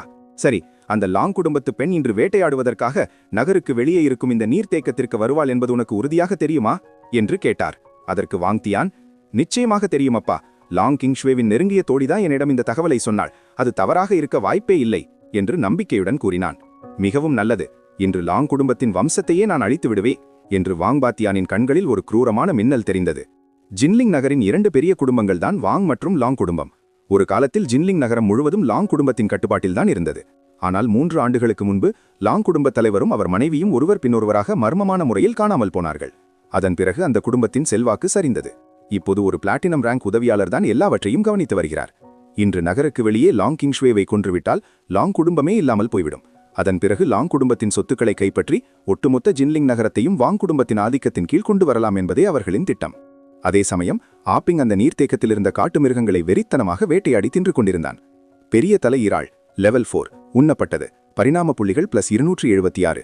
ஒற்றை கொம்பு மீன் லெவல் 6 உண்ணப்பட்டது. பரிணாம புள்ளிகள் +418. ஆமை உண்ணப்பட்டது என்று தகவல்கள் வந்தன. நகருக்கு வழியே இவ்வளவு அதிகமான மிருகங்கள் இருக்கின்றனவா? பரிணாம புள்ளிகள் அள்ளிக்கொண்டு வருகின்றனவே என்று ஆப்பிங் தன் சிஸ்டம் பேனலை பார்த்து மிகுந்த திருப்தியுடன் தலையசைத்தான். அவன் அந்த நீர்த்தேக்கத்திற்கு வந்து அரை மணி நேரம் கூட ஆகவில்லை. அதற்குள் அவனது பரிணாம புள்ளிகள் 1760 என்ற அபாரமான நிலையை எட்டியிருந்தது. இப்போதைக்கு ஒரு முறை பரிணாம வளர்ச்சி அடைந்துவிட்டு பிறகு அந்த ஐஸ் ஆர்மர் குரோக்கடைலை கவனிப்போம் என்று ஆபிங் மெதுவாக சொல்லிக் கொண்டான். அந்த நீர்த்தேக்கத்தில் அவன் பார்த்திருந்த அந்த ஐஸ் ஆர்மர் முதலை 10வது நிலையில் இருந்த ஒரு கொடூரமான மிருகம். சுமார் 6 மீட்டர் நீளம் கொண்ட அது மிகவும் வலிமையானது. ஆபிங் இங்கே டெலிபோர்ட் ஆகி வந்தபோது அவனது காயங்கள் ஆறாமல் இருந்ததால் அப்போது அதனிடம் வம்பு வைத்துக் கொள்ளாமல் ஒதுங்கி சென்று மற்ற பலவீனமான மிருகங்களை வேட்டையாடினான். சிஸ்டம், சீக்கிரம் என் நிலையை உயர்த்து என்று ஆபிங் தனக்குள் முணுமுணுத்தான். அடுத்த நொடியே சிஸ்டம் ஒலி எழுப்பியது. 800 புள்ளிகள் செலவானதும் அவன் 9வது நிலைக்கும் அடுத்த 900 புள்ளிகள் செலவானதும் 10வது நிலைக்கும் உயர்ந்தான். இப்போது அவனிடம் மீதம் இருந்தது வெறும் 60 புள்ளிகள் தான். ஆபிங் அந்த முதலையை தேடிச் செல்ல தயாரான போது சில மனிதர்களின் உரையாடல் அவன் காதுகளில் விழுந்தது. அம்மா, நம்முடைய இன்றைய இலக்கு 10வது நிலையில் இருக்கும் அந்த ஐஸ் ஆர்மர் முதலை. நீங்கள் நிஜமாகவே எங்களுடன் சேர்ந்து சண்டையிடப் போகிறீர்களா என்று ஒரு சாதாரண தோற்றம் கொண்ட மனிதன் தன் முன்னால் இருந்த பெண்ணிடம் கேட்டான். அவளுடன் இன்னும் 4 பேர் இருந்தனர். ஜாவ் மாமா, இனி என்னை வற்புறுத்தாதீர்கள். எனக்கு மிருகங்களை அடக்கும் அந்த அபூர்வ திறமை இல்லை. நான் வலிமையானவளாக மாற வேண்டுமானால் தற்காப்பு கலைகளைத்தான் வெறித்தனமாக பயின்றாக வேண்டும் என்று லாங் கிங்ஷ்வே சொன்னபோது அவள் கண்களில் ஒரு ஏக்கம் தெரிந்தது. அவளது பெற்றோர் இருவரும் டைமண்ட் ரேங்க் தகுதி கொண்டவர்கள். ஆனால் அவளோ எந்த திறமையும் இல்லாத ஒரு சாதாரண பெண். எப்படியும் ஒரு நாள் நான் தனியாக கொடூர மிருகங்களை எதிர்கொண்டுதான் ஆக வேண்டும். அதற்கு இப்போதே பயிற்சி எடுப்பது நல்லது என்று அவள் நினைத்து கொண்டாள். கடந்த சில நாட்களாக அவள் கடுமையாக பயிற்சி செய்து நேற்றுதான் 5வது நிலையை எட்டியிருந்தாள். இந்த நீர்த்தேக்கத்தில் நிறைய மிருகங்கள் இருப்பதால் பயிற்சி எடுக்க இது சரியான இடம் என்றும் ஜாவ் மாமா போன்றவர்கள் கூட இருக்கும்போது பிரான்ஸ் நிலை மிருகங்கள் வராதவரை தனக்கு ஆபத்து இல்லை என்றும் அவள் நம்பினாள். அவளது உறுதியை பார்த்த ஜாவ்தாகாய் வேறு வழியின்றி சம்மதித்தார். இந்த லாங் கிங்ஷ்வே ஒரு செல்வந்தர் வீட்டு பெண் என்று நான் எதிர்பார்க்கவே இல்லை. இவர்களது பேச்சை பார்த்தால் இவர்களும் அந்த முதலையைத்தான் வேட்டையாடப் போகிறார்கள் போலிருக்கிறது என்று ஆப்பிங் நினைத்தான். அவர்களை பார்த்தபோது அவன் கண்களில் லேசான ஏளனம் தெரிந்தது. அந்த ஜாவ் மாமாவிடம் இருக்கும் பிரான்ஸ் நிலை அயன் பின்சர் பிரான் இறாலை தவிர மற்றவர்களை பற்றி கவலைப்பட தேவையில்லை என்று ஆப்பிங் தனக்குள் சொல்லிக் கொண்டான். அவன் இப்போது 10வது நிலையில் இருந்தாலும் நேரடியாக அவளை தாக்க அவன் விரும்பவில்லை. பிரான்ஸ் நிலை மிருகத்தின் வலிமை எப்படி இருக்கும் என்று அவனுக்கு தெரியாது என்பதால் பாதுகாப்பாக அவர்கள் அந்த முதலையுடன் சண்டையிடும் வரை காத்திருந்து பிறகு தன் ஆட்டத்தை தொடங்க முடிவு செய்தான். விரைவில் ஜாவ்தாகாய் மற்றும் மற்றவர்கள் தங்கள் ஆன்மீக மிருகங்களை அழைத்தனர். அந்த இறால் மிருகத்தின் தலைமையில் மற்ற 4 மிருகங்களும் முதலையை தேடி நீர்த்தேக்கத்திற்குள் குதித்தன. ஆப்பிங் ரகசியமாக அவற்றை பின்தொடர்ந்தான். அயன் பின்சர் பிரான் தன்னை கண்டுபிடித்து விடுமோ என்ற கவலையில் ஆபிங் எப்போதும் அவற்றிடமிருந்து 100 மீட்டர் தூரத்திலேயே இடைவெளி விட்டு பின்தொடர்ந்தான். அந்த நீர்த்தேக்கம் அவ்வளவு பெரியது இல்லை என்பதால் அயன் பின்சர் பிரான் மிக விரைவாகவே ஐஸ் ஆர்மர் முதலையை கண்டுபிடித்து விட்டது. இந்த பிரான்ஸ் நிலை அயன் பின்சர் பிரான் நினைத்த அளவுக்கு ஒன்றும் அவ்வளவு பலமானது இல்லை போலிருக்கிறது. இது அந்த முதலையே சமாளிக்கவே திணறுகிறது. மற்ற 4 ஆன்மீக மிருகங்களும் பக்கவாட்டிலிருந்து உதவி செய்யவில்லை என்றான் இந்த முதலை இவ்வளவு சீக்கிரம் தோற்று போயிருக்காது என்று ஆபிங் தனக்குள் முணுமுணுத்தான். இப்போது அவனுக்கு அந்த இறால் மிருகத்தின் வலிமை பற்றி ஒரு தெளிவான யோசனை கிடைத்தது. நான் 10வது நிலையில் நார்மல் ரேங்க் 10இல் இருந்தாலும் என் உடலில் பிளாக் டிராகன் இரத்த வலி இருக்கிறது. அதனால் என் பலம் அதே நிலையில் இருக்கும் மற்ற மிருகங்களை விட மிக அதிகம். இந்த ஒரு அயன் பின்சர் பிரான் என்ன, இன்னும் 2 வந்தாலும் என்னால் நிச்சயம் சமாளிக்க முடியும் என்று அவன் தைரியமாக நினைத்துக் கொண்டான். இதற்கிடையில் அந்த ஐஸ் ஆர்மர் முதலையும் தன்னால் இந்த இறால் மற்றும் இதர மிருகங்களை சமாளிக்க முடியாது என்பதை உணர்ந்து தப்பிக்க நினைத்து கரையை நோக்கி வேகமாக நீந்தியது. ஆனால் கரையில் 5 மனிதர்கள் தனக்காக காத்திருப்பது அதற்கு தெரியாது. ஐஸ் ஆர்மர் முதலையை வெற்றிகரமாக கரைக்கு விரட்டப்பட்டு விட்டது. எல்லாரும் ஒன்று சேருங்கள், இளவரசியை கவனமாக பாதுகாக்கவும் என்று ஜாவ்தாகாய் உரத்த குரலில் கத்தினார். பிறகு அவர் வேகமாக லாங் கிங்ஷ்வேவின் முன்னால் வந்து பாதுகாப்பாக நின்று கொண்டார். மற்ற 4 தோழர்களும் அவளை சுற்றி அரணாக நின்றனர். அவர்கள் லாங் குடும்பத்தின் பிரத்யேக கூலிப்படை என்பதால் கிங்ஷ்வேவின் பாதுகாப்பிற்கே முதலிடம் கொடுத்தனர். கரையில் வேறு சில உயிரினங்கள் காத்திருப்பதை அந்த முதலை எதிர்பார்க்கவில்லை. ஆனால் லாங் கிங்ஷ்வே மற்றும் மற்றவர்களின் நிலை அவ்வளவு உயர்வாக இல்லை என்பதை கண்டவுடன் அது உடனடியாக அவர்களை தாக்க பாய்ந்தது. முதலை ஜாவ்தாகாய் மற்றும் மற்றவர்கள் மீது பாய தயாரான அந்த தருணத்தில் பின்னாலிருந்து துரத்தி வந்த அயன் பின்சர் பிரான் ஒரு வழியாக வந்து சேர்ந்தது. அது தன் இடுக்கியால் ஐஸ் ஆர்மர் முதலையை தனித்து இறுக்கி பிடித்தது. ஹாஹா, பலே, நல்ல வேலை செய்தாய் அயன் பின்சர் பிரான் என்று ஜாவ்தாகாய் திருப்தியுடன் சிரித்தார். அந்த இறாலின் இடுக்கி 500 கிலோ எடையுள்ள அழுத்தத்தை கொடுக்கும் ஆற்றல் கொண்டது. ஒரு முறை அதில் முதலை சிக்கிக்கொண்டால் அதிலிருந்து தப்பிப்பது சாத்தியமே இல்லை. இந்த முதலை நிஜமாகவே பலமானதுதான். ஆனால் இதன் நிலை கொஞ்சம் குறைவாக போய்விட்டது. இதுவும் ஒருவேளை பிரான்ஸ் நிலையை அடைந்திருந்தால் இந்த இறால் அதற்கொரு பொருட்டே கிடையாது என்று ஆபிங் தனக்குள் சொல்லிக் கொண்டான். 2 தரப்பும் சண்டையிட்டு ஓய்ந்திருப்பதை பார்த்த ஆபிங் இதுதான் தான் உள்ளே நுழைந்து ஆதாயமடைய சரியான நேரம் என்று முடிவு செய்தான். அவன் ஜாவ்தாகாய் மற்றும் மற்றவர்களை தாக்க தயாரானபோது திடீரென்று நீர்த்தேக்கத்திற்கு மேலே ஒரு கூர்மையான சத்தம் கேட்டது. 1 மீட்டர் அகலமுள்ள ஒரு ராட்சத நெருப்பு பந்து வானத்திலிருந்து விழுந்து நேராக அந்த அயன் பின்சர் பிரான் மீது மோதியது. அயன் பின்சர் பிரான் என்று ஜாவ்தாகாய் அதிர்ச்சியில் அலறினார். இந்த நேரத்தில் யாராவது பதுங்கியிருந்து தாக்குவார்கள் என்று அவர் துளியும் எதிர்பார்த்தவில்லை. அந்த இறால் மிருகத்திற்கு பெரிய காயம் எதுவும் ஏற்படவில்லை என்பதை உறுதி செய்த பின்னரே ஜாவ்தாகாய் நிம்மதியடைந்தார். ஆனால் அந்த இடுக்கிலிருந்து விடுபட்ட ஐஸ் ஆர்மர் முதலை இந்த சந்தர்ப்பத்தை பயன்படுத்தி மீண்டும் நீர்த்தேக்கத்திற்குள் தப்பிச் சென்றது. இங்கே வேறொருவனும் இருக்கிறானா என்று தண்ணீருக்குள் இருந்த ஆபிங்கும் ஆச்சரியமடைந்தான். இந்த சிறிய நீர்த்தேக்கத்திற்குள் இத்தனை பேர் வருவார்கள் என்று அவன் எதிர்பார்க்கவே இல்லை. இந்த சிறிய நீர்த்தேக்கம் இத்தனை பேரை ஈர்க்கும் என்று நான் நினைக்கவே இல்லை என்று ஆபிங் வானத்தை அண்ணாந்து பார்த்தான். அங்கே 10 மீட்டருக்கும் மேல் நீளம் கொண்ட ஒரு பிளேஸ் ஈகிள் கழுகு கரையில் இருந்த லாங் கிங்ஷ்வேவையும் மற்றவர்களையும் வெறித்து பார்த்து கொண்டிருந்தது. அதன் உரிமையாளர் பால்ட் பா என்பவன். அந்த பறவைக்கு தீயை கக்கி தாக்கும் ஆற்றலும் மிக தொலைவில் இருப்பதை துல்லியமாக பார்க்கும் திறனும் இருந்தது. இது ஒரு பிரான்ஸ் டியர் 2 வகை ஆன்மீக மிருகம் என்று ஆபிங் மெதுவாக கூறினான். சிஸ்டம் காட்டிய தகவல்களின்படி அந்த பறவைக்கு ஒரு எஜமானன் இருப்பது தெரிந்தது. ஒருவேளை அந்த முதலையை திருடுவதற்காக வந்த வேறேதேனும் கூலிப்படையாக இருக்குமோ என்று ஆபிங் குழப்பமடைந்தான். அவன் நீர்த்தேக்கத்திற்குள்ளேயே மறைந்திருந்து நிலவரத்தை கவனித்தான். அவன் நினைத்தது போலவே அந்த பெரிய கழுகை தவிர இன்னும் 4 பிரான்ஸ் நிலை மிருகங்கள் வெளியே வந்து கிங்ஷ்வேவின் குழுவை சூழ்ந்து கொண்டன. நாங்கள் லான் குடும்பத்தின் கூலிப்படையை சேர்ந்தவர்கள். உங்களுக்கு இந்த ஐஸ் ஆர்மர் முதலை வேண்டுமென்றால் தாராளமாக எடுத்துக்கொள்ளுங்கள். எங்களை மட்டும் போக விடுங்கள் என்று ஜாவ்தாகாய் எச்சரிக்கையுடன் கூறினார். ஜாவ் மாமா, இங்கே என்ன நடக்கிறது? ஏன் திடீரென்று 5 பிரான்ஸ் நிலை மிருகங்கள் நம்மை சூழ்ந்துள்ளன என்று லாங் கிங்ஷ்வே தன் கையில் இருந்த வாடை இறுக்கமாக பிடித்தபடி கேட்டாள். தன் திறமையை வளர்த்து கொள்ள வந்த இடத்தில் இப்படி ஒரு ஆபத்து வரும் என்று அவள் எதிர்பார்க்கவில்லை. பயப்படாதீர்கள் அம்மா, பார்த்தால் இவர்கள் வேட்டையாட வந்த வேறு ஒரு கூலிப்படை போலதான் தெரிகிறது. நாம் அவர்கள் வேட்டையில் குறுக்கிடாத வரை நம்மை தாக்க மாட்டார்கள் என்று ஜாவ்தாகாய் அவளுக்கு தைரியம் சொன்னாலும் அவளை மறைத்தபடி அவளுக்கு முன்னாலேயே நின்று கொண்டார். சாதாரணமாக இருந்திருந்தால் நாங்கள் உங்களை தாக்கியிருக்க மாட்டோம். ஆனால் இப்போது நிலைமை வேறு. உங்கள் உயிரை எடுப்பதற்காக யாரோ எங்களுக்கு பணம் கொடுத்துள்ளார்கள் என்று அந்த மொட்டைத்தலை பால்ட் பா தன் கழுகிலிருந்து கீழே குதித்து கொண்டே சொன்னான். அவன் கிங்ஷ்வேவின் குழுவை வெட்டப்பட காத்திருக்கும் ஆட்டுக்குட்டிகளைப் போல பார்த்தான். அம்மா, ஓடுங்கள், நாங்கள் இவர்களை தடுத்து நிறுத்துகிறோம் என்று கத்திய ஜாவ்தாகாய் அவளை ஒரு டார்க் மூன் கேட் பூனை மீது ஏற்றிவிட்டார். அங்கிருந்த 5 மிருகங்களிலேயே அந்த பூனைதான் வேகம் அதிகமானது. வெறும் சாதாரண நிலையில் இருக்கும் ஒரு பூனை எங்கள் கண்ணெதிரியிலேயே தப்பித்து விடலாம் என்று நினைக்கிறீர்களா? எங்கள் பிளேசிங் சன் கூலிப்படையை அவ்வளவு மட்டமாகவா எடை போட்டீர்கள் என்று பால்ட் பா எல்லலாக கேட்டான். அடுத்த கணமே அவன் கழுகு ஒரு நெருப்பு பந்தை கக்க அது நேராக அந்த பூனையை நோக்கி பாய்ந்தது. தப்பிக்க முயன்ற அந்த பூனையால் அந்த வேகத்தை சமாளிக்க முடியவில்லை. கொழுந்துவிட்டு இருந்த தீயில் அந்த பூனை ஒரு சில நொடிகளில் கருகி சாம்பலாகுது. அம்மா என்று ஜாவ்தாகாய் அதிர்ச்சியில் உறைந்து கத்தினார். நான் நன்றாகத்தான் இருக்கிறேன் ஜாவ் மாமா என்று லாங் கிங்ஷ்வே தரையிலிருந்து எழுந்தபடி சொன்னாள். அவள் முகத்தில் லேசாக சேறு படிந்திருந்தது. அந்த பூனை நெருப்பிலிருந்து தப்பிக்க வேகமாக நகர்ந்தபோது அவள் அதன் முதுகிலிருந்து தூக்கி வீசப்பட்டிருந்தாள். அப்படி நடக்காமல் இருந்திருந்தால் அவளும் இப்போது அந்த பூனையைப் போலவே கருகி சாம்பலாகியிருப்பாள். லாங் கிங்ஷ்வேவுக்கு இவ்வளவு பெரிய அதிர்ஷ்டம் இருக்கும் என்று யார் கண்டது? இதிலிருந்து கூட அவள் உயிர் பழைத்து விட்டாளே என்று நீர்த்தேக்கத்திலிருந்த ஆபிங் வியப்புடன் முணுமுணுத்தான். ஆபிங் மிகவும் எச்சரிக்கையோடு அந்த பிளேசிங் சன் கூலிப்படையினரை உற்று பார்த்தான். எப்பேற்பட்ட முட்டாளும் இந்த சூழலை பார்த்தால் ஒன்று மட்டும் தெளிவாக தெரியும். அந்த கூலிப்படை கும்பல் லான் கிங்ஷ்வேவை கொலை செய்யவே திட்டமிட்டு வந்திருக்கிறார்கள். கிங்ஷ்வேவின் பக்கம் இப்போது ஒரே ஒரு பிரான்ஸ் டியர் 1 ஆன்மீக மிருகம் மட்டும்தான் இருக்கிறது. அது ஆபிங்கிற்கு ஒரு பெரிய சவாலே கிடையாது.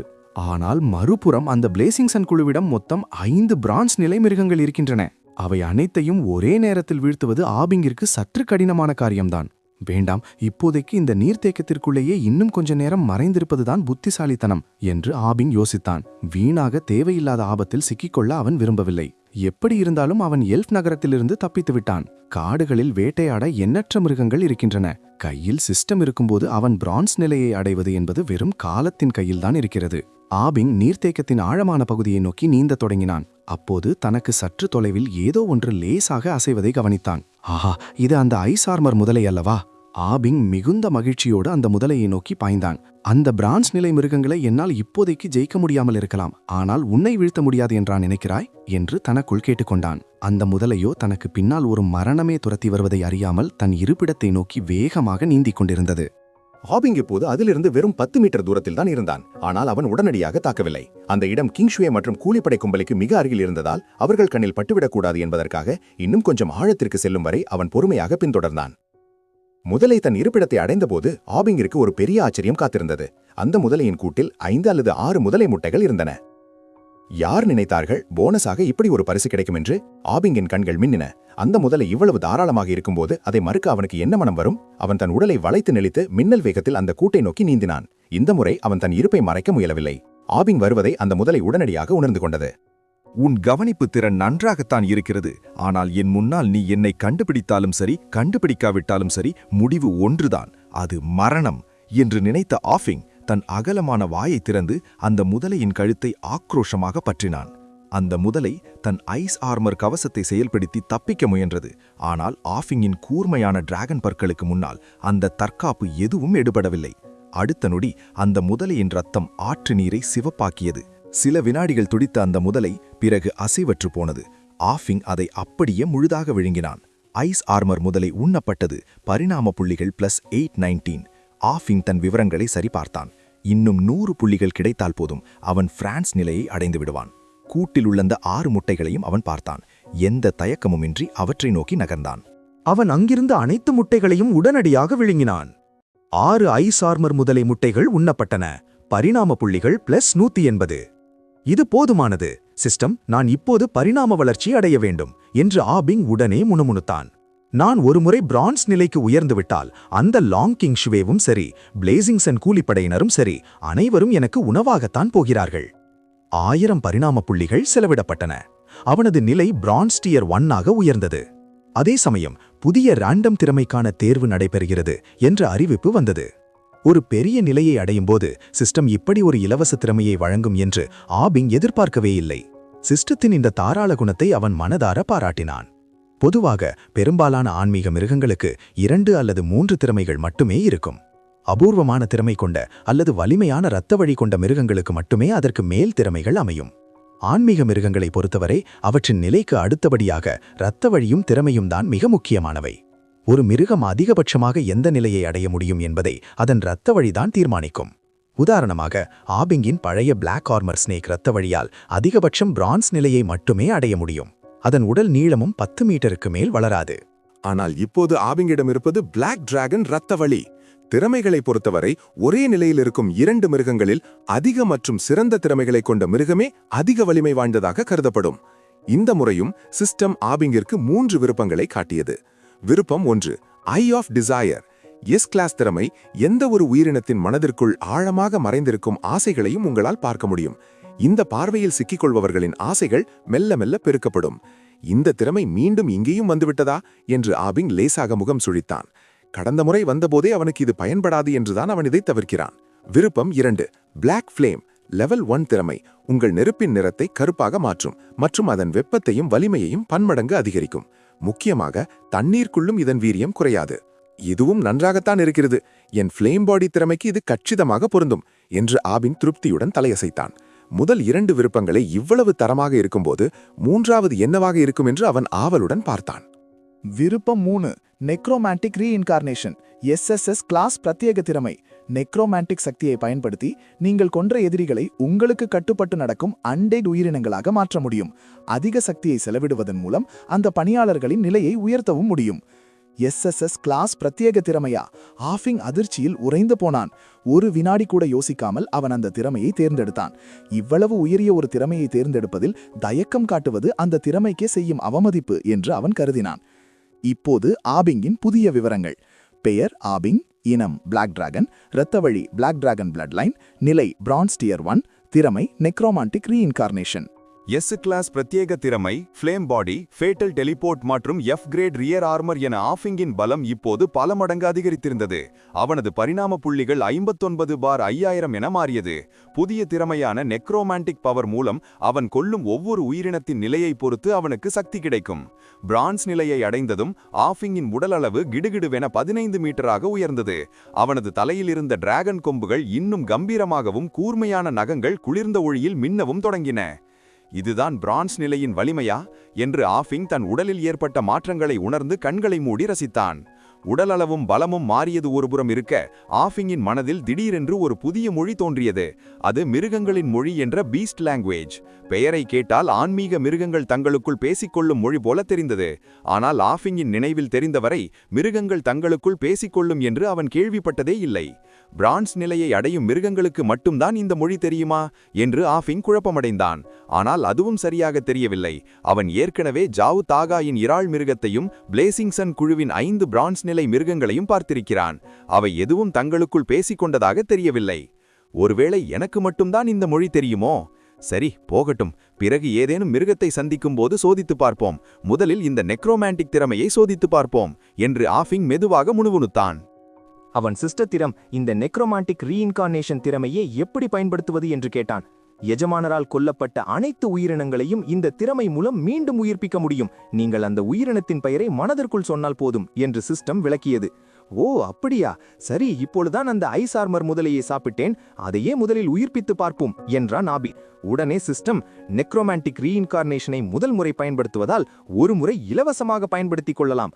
அந்த முதலையை உயிர்ப்பிக்க 100 நெக்ரோமான்டிக் புள்ளிகளை செலவிட தயாரா என்று கேட்டது. இலவசம் என்றதும் ஆபிங்கின் கண்கள் மின்னின. இலவசமாக தரும்போது ஏன் விட வேண்டும்? உடனே செய் என்று அவன் தேர்ந்தெடுத்தான்.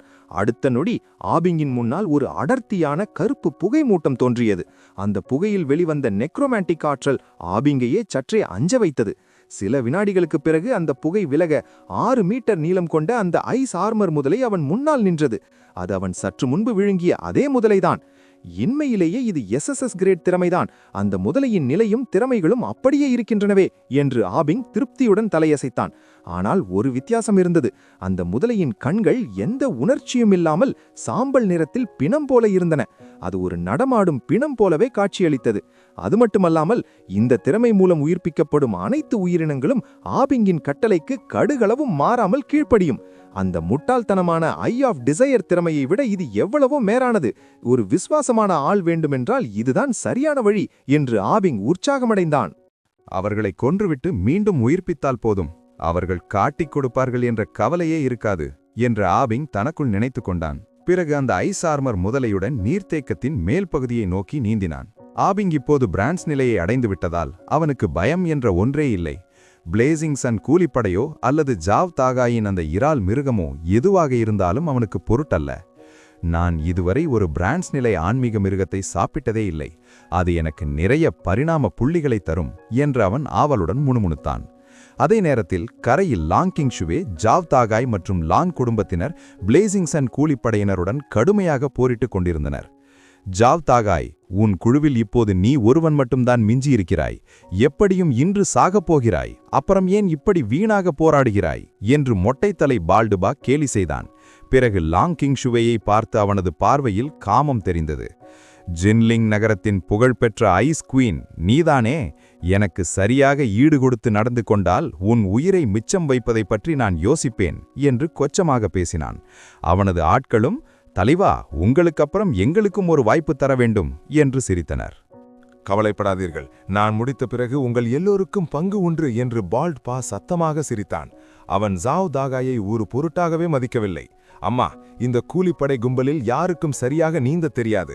நான் அவர்களை தடுத்து நிறுத்துகிறேன். நீங்கள் இந்த இறால் மிருகத்தின் உதவியுடன் நீர்த்தேக்கத்தில் வழியாக தப்பித்து விடுங்கள் என்று காயங்களின் வலியையும் பொறுத்து கொண்டு ஜாவ் தாகாய் பற்களை கடித்தபடி சொன்னார்.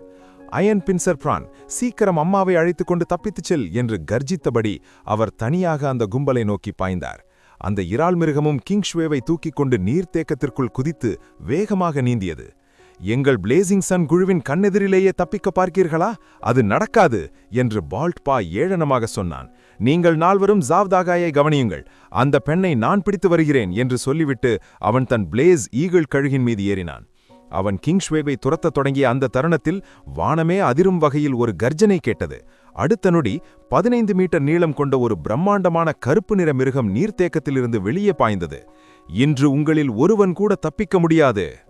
இந்த நீர்த்தேக்கத்திற்குள் எப்போது பிரான்ஸ் நிலை கொடூர மிருகம் வந்தது என்று பால்ட்பா திகைத்தான்.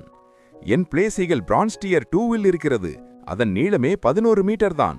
ஆனால் என் முன்னால் இருக்கும் இந்த மிருகம் பிரான்ஸ் டியர் 1ல் இருந்தாலும் என் கழுகை விட பல மடங்கு பெரிதாக இருக்கிறதே என்று அவன் ஆச்சரியப்பட்டான். உடல் பெரிதாக இருந்தால் மட்டும் போதாது, நிலை என்னவோ என் கழுகை விட 1 குறைவுதான். இப்போதைக்கு இவனை பொருட்படுத்தாமல் லாங் கிங்ஷுவேவை பிடிப்பதுதான் முக்கியம். இல்லையென்றால் வாங் குடும்பத்திற்கு நான் பதில் சொல்ல வேண்டியிருக்கும் என்று நினைத்த பால்ட்பா ஆபிங்கை தாண்டி பறந்து செல்லுமாறு தன் கழுகிற்கு உத்தரவிட்டான். லாங் கிங்ஷ்வே தப்பித்துச் சென்ற திசையை நோக்கி துரத்துமாறு பால்ட்பா கட்டளையிட்டான். இதை பார்த்த ஆபிங் உடனடியாக தன் உடலை வளைத்து அந்த பிளேஸ் ஈகிள் கழுகின் மீது பாய்ந்தான். ஆபிங் ஏன் கிங்ஷ்வேவை பின்தொடரவில்லை என்பதற்கு ஒரே ஒரு காரணம்தான் இருந்தது. அது அவனுக்கு லாபகரமானது அல்ல. கிங்ஷ்வேவிடம் இருப்பது ஒரே ஒரு பிரான்ஸ் நிலை மிருகம்தான். ஆனால் இந்த பிளேசிங் சன் கூலிப்படையிடம் 5 பிரான்ஸ் நிலை மிருகங்கள் இருக்கின்றன. எந்த பக்கம் அதிக பரிணாம புள்ளிகள் கிடைக்கும் என்பது ஆபிங்கிற்கு நன்றாகவே தெரியும். நீயாகவே மரணத்தை தேடி வருகிறாய், அப்புறம் என்னை சொல்லி தப்பில்லை. பிளேஸ் ஈகிள், நெருப்பு பந்துகளை கக்கி இந்த மிருகத்தை சுட்டெறி என்று பால்ட்பா ஆக்ரோஷமாக கத்தினான். நெருப்பா? எனக்கு நெருப்பை கண்டால் பயமே கிடையாது என்று ஆபிங் ஏளனமாக நினைத்துக் கொண்டான். தன்னை நோக்கி வந்த நெருப்பு பந்தை தற்காப்பு ஏதுமின்றி எதிர்கொண்ட அவன் அந்த நெருப்பை கிழித்துக் கொண்டு நேராக பிளேஸ் ஈகிள் மற்றும் பால்ட்பாவை நோக்கி பாய்ந்தான். மூளையில்லாத முட்டாள் மிருகம், தப்பிக்க கூட தெரியவில்லை என்று பால்ட்பா ஏளனமாக பார்த்தான். அந்த பிரான்ஸ் நிலை மிருகத்திற்கு ஏதோ பெரிய வித்தை தெரியும் என்று நினைத்த அவனுக்கு ஏமாற்றம்தான் மிஞ்சியது. அவன் மீண்டும் கிங்ஷ்வேவை துரத்த தயாரான அந்த நொடியில் ஒரு கருப்பு நிழல் அவன் கண்ணி மீட்டும் நேரத்தில் கடந்து சென்றது. அடுத்த வினாடி பால்ட்பாவின் பார்வை இருண்டது. அவனது உடல் முழுவதையும் ஏதோ ஒரு உயிர் விழுங்குவது போன்ற உணர்வு ஏற்பட்டது. சாதாரண மனிதன் லெவல் 7 உண்ணப்பட்டான். பரிணாம புள்ளிகள் +4809, நெக்ரோமான்டிக் பவர் +0.7. சண்டையிடுவதில் இவன் பெரிய பலசாலி இல்லை என்றாலும் பரிணாம புள்ளிகள் ஓரளவு நன்றாகவே கிடைக்கின்றன என்று ஆபிங் மெதுவாக சொல்லிக் கொண்டான். பிறகு தன் பார்வையை பிளேஸ் ஈகிள் பக்கம் திருப்பினான். எஜமானன் செத்துவிட்டான். இனி அந்த மிருகத்தின் முறைதான். ஆபிங்கின் தற்போதைய உடல் அளவு பிளேஸ் ஈகிளை விட பெரியதென்பதால் அவனால் அதை எளிதாக அழுத்த முடிந்தது. அது மட்டுமல்லாமல் அவனது ஃப்ளேம் பாடி திறமை 70% நெருப்பு தாக்குதல்களை குறைக்கும் ஆற்றல் கொண்டது. ஆபிங்கை விட ஒரு நிலை உயர்வில் இருப்பதை தவிர அந்த பறவையிடம் வெற்றி பெற வேறு வழியே இல்லை. தலைவா என்று பிளேசிங் சன் குழுவின் மற்ற உறுப்பினர்கள் அலறினார்கள். அவர்கள் அதற்குள் ஜாவ் தாகாயை சாய்த்திருந்தனர். ஆனால் திரும்பி பார்த்தபோது தங்கள் தலைவனை ஒரு பிரான்ஸ் நிலை மிருகம் விழுங்கியதைக் கண்டு அதிர்ச்சி அடைந்தனர். அவர்களில் ஒருவன் உடனடியாக தன் மிருகத்தை உதவிக்கு அனுப்பினான். அவர்கள் அனைவரிடமும் பிரான்ஸ் நிலை மிருகங்கள் இருந்தாலும் வான்வெளியில் பறந்து சென்று அந்த கழுகிற்கு உதவி செய்யும் தகுதி வாட்டர் ஆரோ ஸ்பாரோ குருவிக்கு மட்டுமே இருந்தது. மற்ற மிருகங்களான விஷக்குதிரை, புலி மற்றும் கரடியால் அங்கே எந்த உதவியும் செய்ய முடியவில்லை. ஆபிங் முதலில் தன் டிராகன் நகங்களால் பிளேஸ் ஈகிளின் இறகைகளை அழுத்தி பிடித்தான். பிறகு அதன் கழுத்தை ஆக்ரோஷமாக பற்றினான். மரண பயம் வந்ததும் அந்த பறவை ஆபிங்கை விரட்ட பெருமளவு நெருப்பை கக்கியது. இந்த சாதாரண தாக்குதலை வைத்து என்னை விரட்டிவிடலாம் என்று நினைக்கிறாயா? நிஜமான நெருப்பு எப்படி இருக்கும் என்று காட்டுகிறேன் பார் என்று ஆபிங் எள்ளலாக கூறினான். அடுத்த நொடி அவனது கூர்மையான டிராகன் பற்களுக்கிடையிலிருந்து பெருமளவு நெருப்பு பிழம்புகள் வெளியேறி அந்த பிளேஸ் ஈகிளை ஒரே கணத்தில் சுட்டெரிக்கத் தொடங்கின. அந்த பிளேஸ் ஈகிள் கழுகு மரண வலியால் அலறத் தொடங்கியது. ஐயோ, வாட்டர் ஆரோ ஸ்பாரோ, சீக்கிரம் போய் பிளேஸ் ஈகிளுக்கு உதவி செய் என்று பிளேசிங் சன் கூலிப்படையில் சேர்ந்த ஒருவன் கத்தினான். அடுத்த நொடியே அந்த வாட்டர் ஆரோ ஸ்பாரோ குருவி ஆஃபிங் மற்றும் கழுகு இருந்த திசையை நோக்கி மின்னல் வேகத்தில் பறந்தது. ஆனால் அது நீர் தேக்கத்தை தாண்டுவதற்குள்ளேயே 6 மீட்டர் நீளம் கொண்ட அந்த ஐஸ் ஆர்மர் முதலை திடீரென நீரிலிருந்து வெளிப்பட்டு தன் அகலமான வாயால் அந்த பறவையை அப்படியே கவ்வியது. நீர்த்தேக்கத்திற்குள்ளிருந்து வேறொரு கொடூர மிருகம் தன்னை தாக்கும் என்று அந்த பறவை துளியும் எதிர்பார்க்கவில்லை. முதலையின் இந்த திடீர் தாக்குதலால் நிலைகுலைந்த வாட்டர் ஆரோ ஸ்பாரோவால் தப்பிக்கவே முடியவில்லை. அது அப்படியே தண்ணீருக்குள் இழுத்துச் செல்லப்பட்டது. இந்த ஐஸ் ஆர்மர் முதலை அந்த கருப்பு மிருகத்துடன் கைகோர்த்திருக்கும் என்று யார் கண்டது என்று அந்த பறவையின் எஜமானன் பதறினான். வாட்டர் ஆரோ ஸ்பாரோ நீரின் மூலம் தாக்கக்கூடிய ஆற்றல் கொண்டது என்றாலும் அதால் நீருக்கு அடியில் சுவாசிக்க முடியாது. ஒரு முறை தண்ணீருக்குள் விழுந்துவிட்டால் அது பிரான்ஸ் நிலை மிருகமாக இருந்தாலும் முதலையிடம் தப்புவது கடினம். அவன் பலமுறை அழைத்தும் அந்த பறவை வெளியே வரவே இல்லை. அது இறந்துவிட்டது என்பது உறுதியானது. அதே சமயம் ஆபிங் வெற்றிகரமாக அந்த பிளேஸ் ஈகிளை விழுங்கி முடித்திருந்தான். அந்த கழுகு 11 மீட்டர் நீளம் கொண்டிருந்தாலும் ஆபிங்கின் பாதாளம் போன்ற வாய்க்கு முன்னால் அது வெறும் சில வாய்க்கவளங்களிலேயே தீர்ந்து போனது. பிளேஸ் ஈகிள் பிராண்ட் ஸ்டியர் 2 உண்ணப்பட்டது. பரிணாம புள்ளிகள் +573, necromantic power +20. Water arrow sparrow bronze tier 1 உண்ணப்பட்டது. பரிணாம புள்ளிகள் +1187, நெக்ரோமான்டிக் பவர் +10. நான் நினைத்தது போலவே பிராண்ட்ஸ் நிலை மிருகங்கள் அள்ளி கொடுக்கின்றன என்று ஆபிங் தனக்குள் மகிழ்ந்தான். அவனுக்கு இன்னொரு ஆச்சரியமான விஷயம் என்னவென்றால், அவனது உதவியாளரான அந்த முதலை வேட்டையாடிய மிருகத்திற்கும் அவனுக்கே பரிணாம புள்ளிகள் கிடைத்தன. அப்படியானால் நான் மட்டும் தனியாக வேட்டையாடுவதை விட இப்படி ஆட்களை வைத்து வேட்டையாடினால் இன்னும் வேகமாக புள்ளிகளை சேர்க்கலாமே. நிஜமாகவே இது SSS கிரேட் திறமைதான் என்று அவன் வியந்தான். இப்போது என்ன செய்வது? லாங் கிங்ஷுவே வெகு தூரம் தப்பி சென்று விட்டாள். வானத்தில் இருக்கும் இந்த கருப்பு மிருகம் மிகவும் வலிமையாக இருக்கிறது. இன்னும் அவளை துரத்த வேண்டுமா என்று பிளேசிங்சன் குழுவில் எஞ்சிய உறுப்பினர்கள் நடுங்கத் தொடங்கினர். தங்கள் தலைவனும் ஒரு பறவையும் அடுத்தடுத்து இறந்ததைக் கண்டு அவர்கள் பின்வாங்கத் தொடங்கினர். வாங்குடும்பம் எவ்வளவு பணம் கொடுத்தாலும் அதை செலவழிக்க உயிர் வேண்டுமல்லவா? வானத்தில் இருக்கும் அந்த மிருகம் 15 மீட்டர் நீளம் கொண்டது. அந்த குழுவிலேயே பிளேஸ் ஈகிளுக்கு அடுத்தபடியாக பெரியது லயன் ஆர்மர் பேர் கரடிதான். அதன் அளவே 9 மீட்டர் தான். ஆனால் இந்த கருப்பு மிருகமோ 2 கரடிகளை ஒன்று சேர்த்தது போன்ற பிரம்மாண்ட உருவத்தில் இருந்தது. தங்களிடம் எஞ்சியிருக்கும் 3 மிருகங்களும் அந்த டிராகனின் பற்களுக்கிடையே சிக்குவதற்கு கூட பத்தாது என்பதை உணர்ந்த அவர்கள் ஒருவரை ஒருவர் பயத்துடன் பார்த்து கொண்டனர். உடனே அவர்கள் அனைவரும் வெவ்வேறு திசைகளில் சிதறி ஓடத் தொடங்கினர். வாட்டர் ஏரோ ஸ்பாரோவை இழந்த அந்த பிளேசிங் சன் குழு உறுப்பினன் தன் அதிர்ஷ்டத்தை நொந்து கொள்வதை தவிர அவனுக்கு வேறு வழியில்லை. உங்களால் தப்பிக்க முடியும் என்று நினைக்கிறீர்களா? வாய்ப்பே இல்லை என்று கர்ஜித்த ஆபிங் உடனடியாக அவர்களை துரத்தினான். நீர்த்தேக்க கரையில் இருந்த அந்த நபரை ஆபிங் ஒரு பொருட்டாகவே மதிக்கவில்லை. ஏனென்றால் அங்கே ஏற்கனவே ஐஸ் ஆர்மர் முதலே அவனுக்காக காத்திருந்தது. நல்ல வேளை, வானத்தில் இருந்த அந்த கருப்பு மிருகம் என்னை கவனிக்கவில்லை என்று அந்த வாட்டர் ஏரோ ஸ்பாரோவின் எஜமானன் பெருமூச்சு விட்டான். அவன் அங்கிருந்து தப்பி ஓட முயன்றபோது அவனுக்கு பின்னால் நீர்த்தேக்கித்திருந்த இச்சத்தின்கள் கேட்டன. அவன் கொஞ்சமும் யோசிக்காமல் அருகில் இருந்த காட்டை நோக்கி ஓடினான். ஆனால் 2 கால்களால் 4 கால்களின் வேகத்தை ஈடுகட்ட முடியுமா என்ன? அவன் அதிக தூரம் செல்வதற்குள்ளேயே ஐஸ் ஆர்மர் முதலையின் வயிற்றுக்குள் சென்றிருந்தான். சாதாரண மனிதன் உண்ணப்பட்டான். பரிணாம புள்ளிகள் +341, நெக்ரோமான்டிக் பவர் +0.5. இந்த அறிவிப்புகளை பொருட்படுத்தாமல் ஆபிங் இப்போது ஸ்டோன் ஆர்மர் பேர் கரடியை முழு வேகத்துடன் துரத்திக் கொண்டிருந்தான். நாசமாய் போக, இந்த மிருகம் ஏன் என்னை மட்டுமே துரத்துகிறது என்று அந்த கரடியின் மீது அமர்ந்திருந்த அந்த பலசாலி மனிதன் சபித்துக் கொண்டிருந்தான். ஆபிங் தன்னை நெருங்கிவிட்டதை உணர்ந்த அவன் பற்களை கடித்தபடி தன் கரடியை நிற்க சொன்னான். எப்படியும் சாகப் போகிறோம், உன்னுடன் சண்டையிட்டே சாகிறேன் என்று வீராவேசமாக கத்தியபடி ஆபிங்கை எதிர்க்க தயாரானான். ஆனால் அந்த கரடியோ தன் எஜமானனை ஒரு நிமிடம் திகைத்து பார்த்தது. பிறகு ஒரு புத்திசாலித்தனமான முடிவை எடுத்தது. முட்டாள் கரடியே, என்ன செய்கிறாய்? என்னை ஏன் கீழே தள்ளிவிட்டு ஓடுகிறாய்? நில், நான் இங்கேதான் இருக்கிறேன் என்று கீழே விழுந்த அந்த மனிதன் நம்ப முடியாமல் கத்தினான். அவனது ஆன்மீக மிருகமான அந்த ஸ்டோன் ஆர்மர் பேர் அவனை அங்கேயே விட்டுவிட்டு தன் உயிரை காப்பாற்றிக் கொள்ள ஓடியது. தன் கரடி ஓடுவதை பார்த்ததும் அந்த மனிதன் அதுவரை திரட்டி வைத்திருந்த கொஞ்ச நெஞ்ச தைரியமும் காணாமல் போனது. அவன் எழுந்து ஓட முயன்றான். ஆனால் ஆபிங்கின் வேகத்திற்கு முன்னால் அவனால் என்ன செய்ய முடியும்? கருப்பு மின்னலை போல பாய்ந்து வந்த ஆபிங் அவனை ஒரே கடியில் விழுங்கினான். அவனது வாய்க்குள் சென்ற அடுத்த வினாடியே அந்த மனிதன் காணாமல் போனான். சாதாரண மனிதன் உண்ணப்பட்டான். பரிணாம புள்ளிகள் +351, நெக்ரோமான்டிக் பவர் +0.5. நீயாகத்தான் மரணத்தை தேடிக்கொண்டாய். போதாக்குறைக்கு உன் மிருகத்தையும் கூடவே இழுக்க பார்த்தாய். அதனால்தான் அந்த கரடி உன்னை விட்டுவிட்டு ஓடிவிட்டது என்று ஆபிங் தனக்குள் சிரித்துக் கொண்டான். சில மனிதர்களின் மூளை எப்படி வேலை செய்கிறது என்று நினைத்தால் அவனுக்கே வியப்பாக இருந்தது. சாகப் போகும்போது விசுவாசமான மிருகத்தையும் கூடவே இழுப்பவர்களை தீர்த்து கட்டுவதே நல்லது என்று அவன் நினைத்தான்.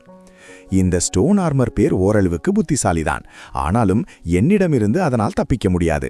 ஒழுங்காக என் பரிணாம புள்ளிகளாக மாறிவிடு என்று ஆபிங் முணுமுணுத்தான். அவனது பார்வை கூர்மையானது.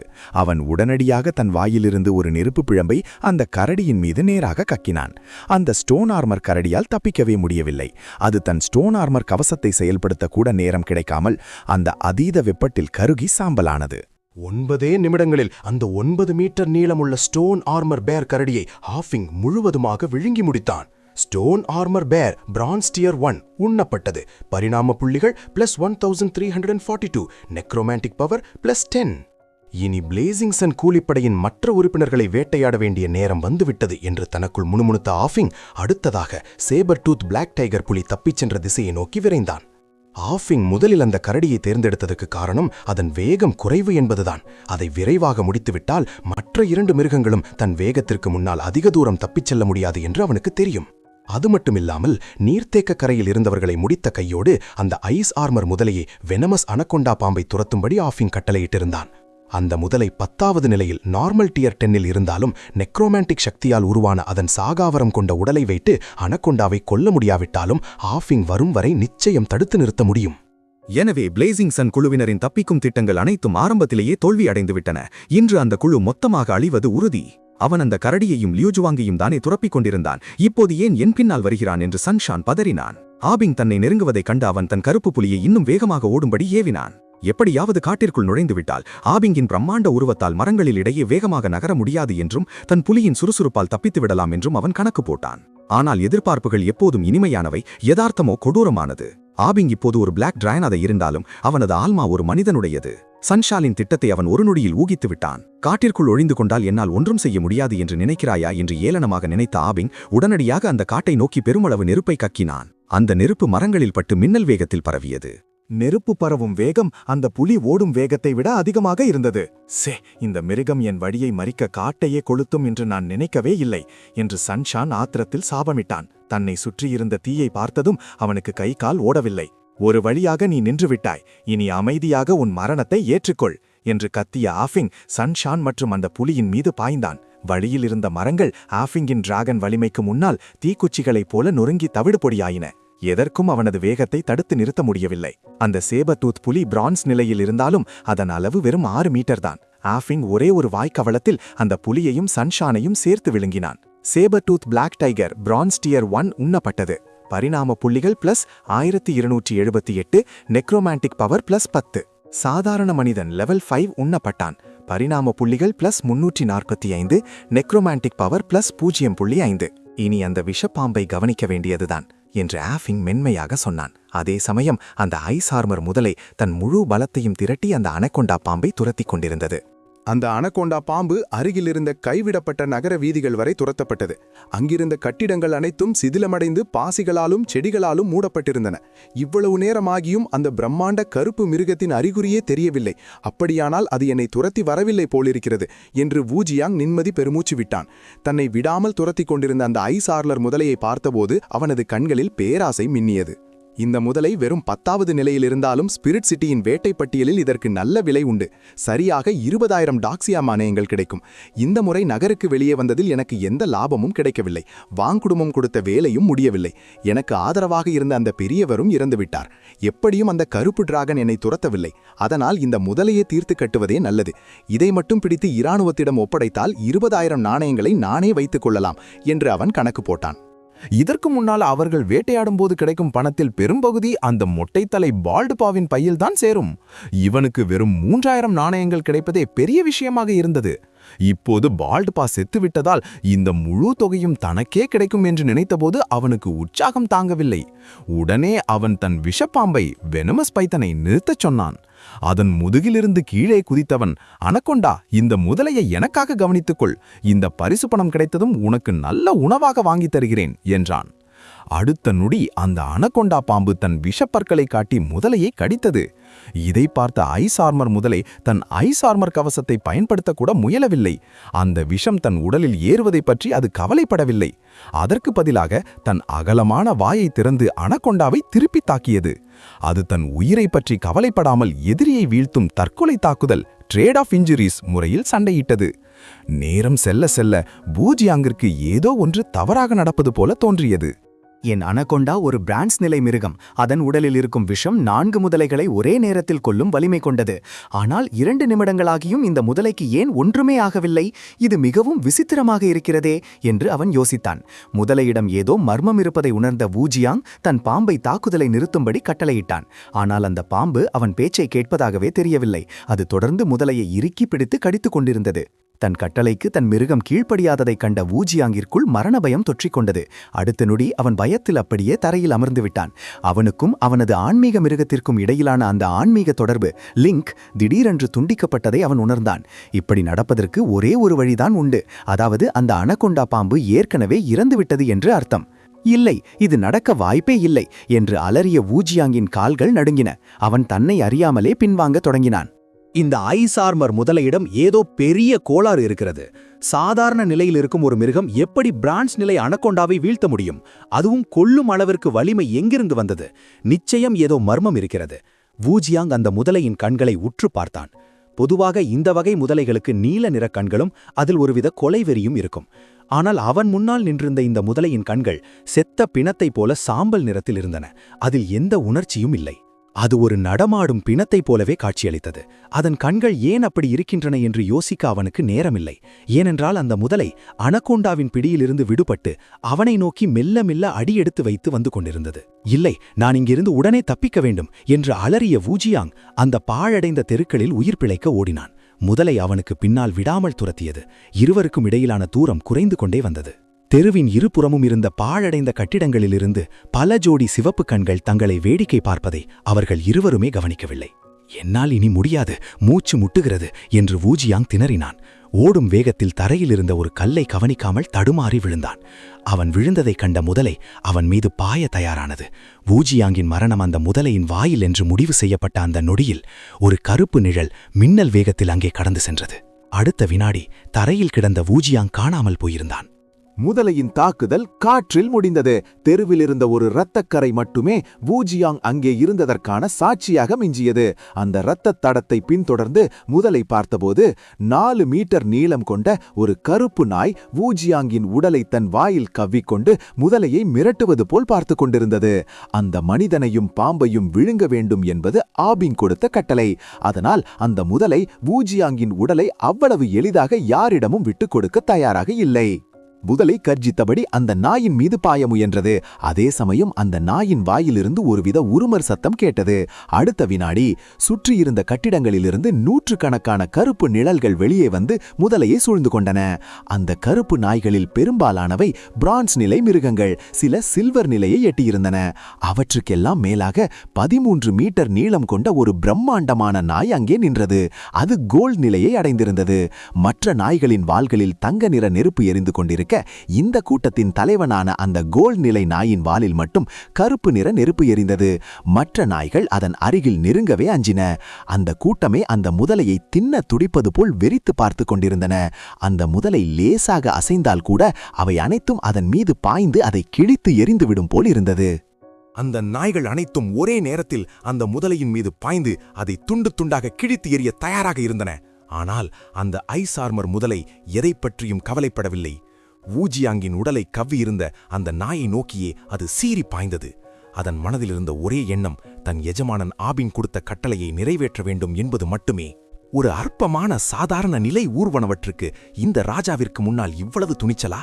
பசங்களா, இந்த முட்டாள் மிருகத்தை இப்போதே துண்டு துண்டாக கிழித்து எறியுங்கள் என்று அந்த நாய் ராஜா பிளாக் டாக்கிங் ஏளனமாக உருமியது. தெற்கிலிருந்து வரும் அந்த அருவருப்பான டிவாவரர் வகை மிருகங்களோ என்று முதலில் அது பயந்தது. ஆனால் ஒரு சாதாரண முதலையை பார்த்ததும் அதற்கு தின்பு வந்துவிட்டது. என் கூட்டத்தில் இருக்கும் கடைநிலை நாய் கூட இந்த முதலையை விட பலமானது என்றது நினைத்தது. அது நினைத்தது போலவே அந்த 100கணக்கான நாய்களின் தாக்குதலில் ஐஸ் ஆர்மர் முதலை ஒரு வினாடி கூட தாக்குப்பிடிக்கவில்லை. ஒரு நாய் அதன் கழுத்தை பற்ற மற்றவை அதன் கை கால்களை பிடித்து கிழித்தன. சில நொடிகளில் அந்த முதலையின் கால்கள் துண்டிக்கப்பட்டு உடல் சிதைக்கப்பட்டது. எதிர்பார்த்தது போலவே இது ஒரு பலவீனமான மிருகம் என்று முணுமுணுத்த நாய் ராஜா அங்கிருந்து கிளம்ப தயாரானது. இப்படிப்பட்ட பலவீனமான இறைச்சியை தின்னக்கூட அதற்கு விருப்பமில்லை. ஆனால் அது கிளம்ப முயன்றபோது ஒரு நாயின் மரண ஓலம் கேட்டது. நாய் ராஜா திரும்பி பார்த்தபோது அதிர்ச்சியில் அதன் கண்கள் விரிந்தன. தெருவில் கை கால்கள் இன்றி சிதைந்து கிடந்த அந்த முதலை இன்னும் உயிரோடு இருந்தது. அது ஒரு நாயின் கழுத்தை விடாமல் கவ்விக்கொண்டிருந்தது. மற்ற நாய்கள் எவ்வளவோ தாக்கியும் அது பிடியை விடவில்லை. அது மட்டுமல்லாமல் சிதைக்கப்பட்ட அதன் கால்கள் வெறும் ஒரு வினாடியில் கண்ணெதிரியேயே மீண்டும் வளரத் தொடங்கின. சுவாரஸ்யமானது. ஆனால் 2ஆம் முறையும் நீ உயிர் பிழைப்பாய் என்று இந்த ராஜா நம்பவில்லை என்று கர்ஜித்த நாய் ராஜா இம்முறை தானே களத்தில் இறங்க முடிவு செய்தது. அதே சமயம் அந்த இடத்திற்கு வந்து கொண்டிருந்த ஆஃபிங்கிற்கு ஒரு செய்தி வந்தது. ஐஸ் ஆர்மர் முதலை இறந்துவிட்டது. தானியங்கி மறுபிறவி நடைபெறுகிறது. முதலை ஏதோ பெரிய சிக்கலில் சிக்கியிருக்கிறது போல இருக்கிறது. நான் உடனே அங்கே செல்ல வேண்டும் என்று ஆஃபிங் கவலைப்பட்டான். நல்ல வேளையாக நெக்ரோமான்டிக் ரீபர்த் திறமை மூலம் அந்த முதலையின் இருப்பிடத்தை துல்லியமாக அவனால் அறிய முடிந்தது. இங்கே எப்போது வேண்டுமானாலும் ஆபத்தான மிருகங்கள் வரலாம், சீக்கிரம் இந்த பிரச்சனையை முடிக்க வேண்டும் என்று நினைத்த ஆஃபிங் வேகமாக கிளம்பி அந்த இடத்தை அடைந்தான். அங்கே நூற்றுக்கணக்கான கருப்பு நாய்கள் அந்த முதலையை சூழ்ந்திருப்பதை அவன் கண்டான். அந்த நாய்கள் அளவில் சிறியவையாக இருந்தாலும் அவற்றின் தலைவன் மட்டும் 13 மீட்டர் நீளம் கொண்டதாக இருந்தது. இருப்பினும் 15 மீட்டர் நீளம் கொண்ட ஆஃபிங்கை விட அது சிறியதுதான். ஆஃபிங் அவசரப்பட்டு தாக்கவில்லை. முதலில் அந்த நாய்க்கூட்டத்தின் பலம் என்ன என்பதை ரகசியமாக ஆராயத் தொடங்கினான். இவர்கள் நிஜமாகவே கோல்ட் ரேங்க் கொடூர மிருகங்களா என்று ஆவிங் உள்ளுக்குள் அதிர்ந்து போனான். அந்த பிரம்மாண்டமான நாயை அவன் எச்சரிக்கையோடு பார்த்தான். சிஸ்டம் அதன் விவரங்களை காட்டியது. பிளாக் ராக் ஹவுண்ட், தரம் ஹெல் கிரேட், நிலை கோல்டு டியர் 1. அதற்கு நெருப்பு தாக்குதல்களை அதிகரிக்கும் பிளேஸ் மற்றும் நெருப்பாலான கூர்மையான பற்களை கொண்ட ஃப்ளேம் ஃபேங் போன்ற ஆபத்தான திறமைகள் இருந்தன. மற்ற நாய்கள் அனைத்தும் ஃப்ளேம் ஹவுண்ட் என்று அழைக்கப்பட்டன. அவை பெரும்பாலும் பிரான்ஸ் நிலையிலேயே இருந்தன. இருந்தாலும் இத்தனை நாய்களை ஒரே நேரத்தில் எதிர்கொள்வது ஆபிங்கிற்கு இப்போது சாத்தியமில்லாத ஒன்று. இந்த ராஜா உன்னை கொல்ல முடியாது என்று நினைக்கிறாயா? இன்று நீ இந்த பிளாக் ராக்கின் வலிமை என்ன என்று பார்க்கப் போகிறாய் என்று அந்த நாய் ராஜா உருமியது. அதன் வாயிலிருந்து கருப்பு நிற நெருப்பு பிழம்பு சீறி பாய்ந்தது. இந்த பிளாக் ராக் ஹவுண்டால் பேச முடிகிறதா என்று ஆபிங் திகைத்தான். அவன் ஒரு கொடூர மிருகம் பேசுவதை இப்போதுதான் முதல் முறையாக பார்க்கிறான். திடீரென்று அந்த நாய் ராஜா வானத்தை பார்த்து, யாரது அங்கே? இப்போதே இந்த ராஜாவின் முன்னால் வந்து நில் என்று கத்தியது. ஆவிங் மின்னல் வேகத்தில் மறைந்து கொண்டான். நல்லவேளை நான் வேகமாக செயல்பட்டேன், இல்லையென்றால் அது என்னை கண்டுபிடித்திருக்கும் என்று ஆவிங் நிம்மதி பெருமூச்சு விட்டான். அவன் இப்போது பிரான்ஸ் டியர் 1 தான் இருக்கிறான். அவனிடம் டிராகன் இரத்த வலி இருந்தாலும் ஒரு கோல்ட் ரேங்க் மிருகத்தை இப்போதைக்கு அவனால் வெல்ல முடியாது. என்னிடம் நெக்ரோமான்டிக் ரீபர்த் திறமை இருக்கிறது. எதிர்காலத்தில் எனக்கு நிறைய உதவியாளர்கள் கிடைப்பார்கள். இப்போதைக்கு இந்த முதலையை இங்கே விட்டுவிட்டு தப்பிப்பதே புத்திசாலித்தனம். என் பலம் கூடிய பிறகு வந்து இந்த நாயை பழிவாங்கிக் கொள்ளலாம் என்று முடிவு செய்த ஆவிங் அங்கிருந்து நகர முயன்றான். ஆனால் அந்த நாய் ராஜா அவ்வளவு எளிதாக விடுவதாக இல்லை. விசித்திரமாக இருக்கிறதே, யாரோ ஒரு உயிர் என்னை உற்று பார்ப்பதை நான் உணர்ந்தேனே, நான் தவறாக நினைத்து விட்டேனா என்று குழம்பியபடி அந்த நாய் மோப்பம் பிடித்தது. அதன் கூர்மையான மூக்கு ஆப்பிங்கின் வாசனையை துல்லியமாக கண்டுபிடித்து விட்டது. பிடிபட்டாய் என்று கத்திய நாய் ராஜா ஆப்பிங் மறைந்திருந்த கட்டடத்தை நோக்கி பிளாக் ராக் பிளாஸ்ட் தாக்குதலை நடத்தினது. ஐயோ, மாட்டிக்கொண்டேன் என்று பதறிய ஆப்பிங் அந்த நெருப்பின் வெப்பத்திலிருந்து தப்பிக்க பக்கவாட்டில் குதித்து அங்கிருந்து நீர்த்தேக்கத்தை நோக்கி வேகமாக பறந்தான். உயிர் பிழைத்திருந்தால்தான் பிற்காலத்தில் எதையும் சாதிக்க முடியும். சிஸ்டம் உதவியுடன் நான் விரைவில் பலம் பெற்று திரும்புவேன் என்று ஆப்பிங் நினைத்துக் கொண்டிருக்கும் போதே அவனது மனதில் சிஸ்டம் ஒரு புதிய அறிவிப்பை வெளியிட்டது. எஜமானரின் பழிவாங்கும் உணர்வு கண்டறியப்பட்டது. பிளாக் ராக் ஹவுண்டை கொல்லும் பணி தொடங்கப்பட்டது. 7 நாட்களுக்குள் அதை கொல்ல வேண்டும். வெற்றி பெற்றால் ஒரு முறை இலவசமாக நெக்ரோமான்டிக் ரீஇன்கார்னேஷன் அல்லது ஒரு புதிய திறமை பரிசாக வழங்கப்படும். தோல்விக்கு தண்டனை ஏதுமில்லை. இந்த நேரத்தில் இப்படி ஒரு மிஷன் வரும் என்று ஆப்பிங் துளியும் எதிர்பார்க்கவில்லை. மிஷன் பற்றிய கவலை ஒருபுறம் இருந்தாலும் அந்த gold deer black rock hound தன்னை விடாமல் துரத்துவதுதான் ஆபிங்கிற்கு பெரும் பிரச்சனையாக இருந்தது.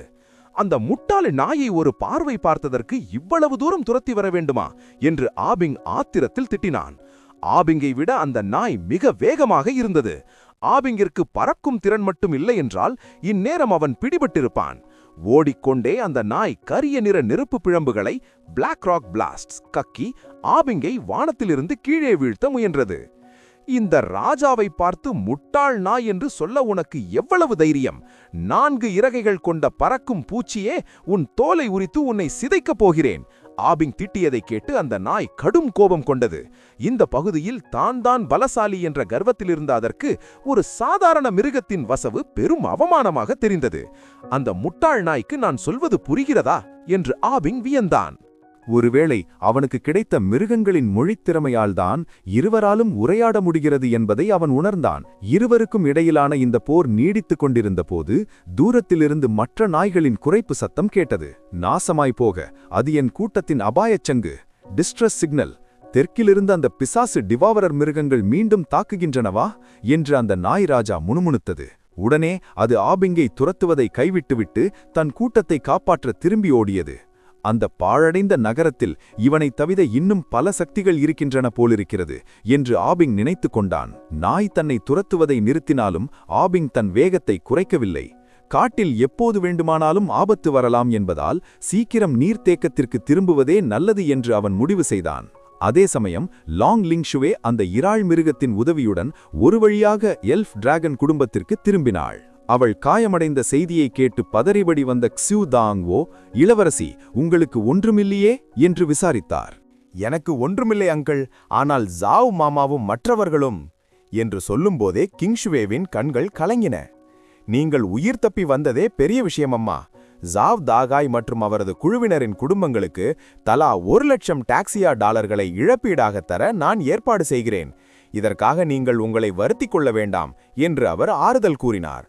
கிங்ஷுவேவிற்கு சிறிய சிராய்ப்புகள் மட்டுமே இருந்ததைக் கண்டு அவர் நிம்மதியடைந்தார். அவளது தலைமுடி இன்னும் நீர்த்தேக்கத்தின் நீரால் நனைந்திருந்தது. கிங்ஷுவே குளித்து முடித்து திரும்பிய பிறகு க்ஸு டாங்காவ் அவளிடம் அந்த தாக்குதலை பற்றி விரிவாக கேட்டார்.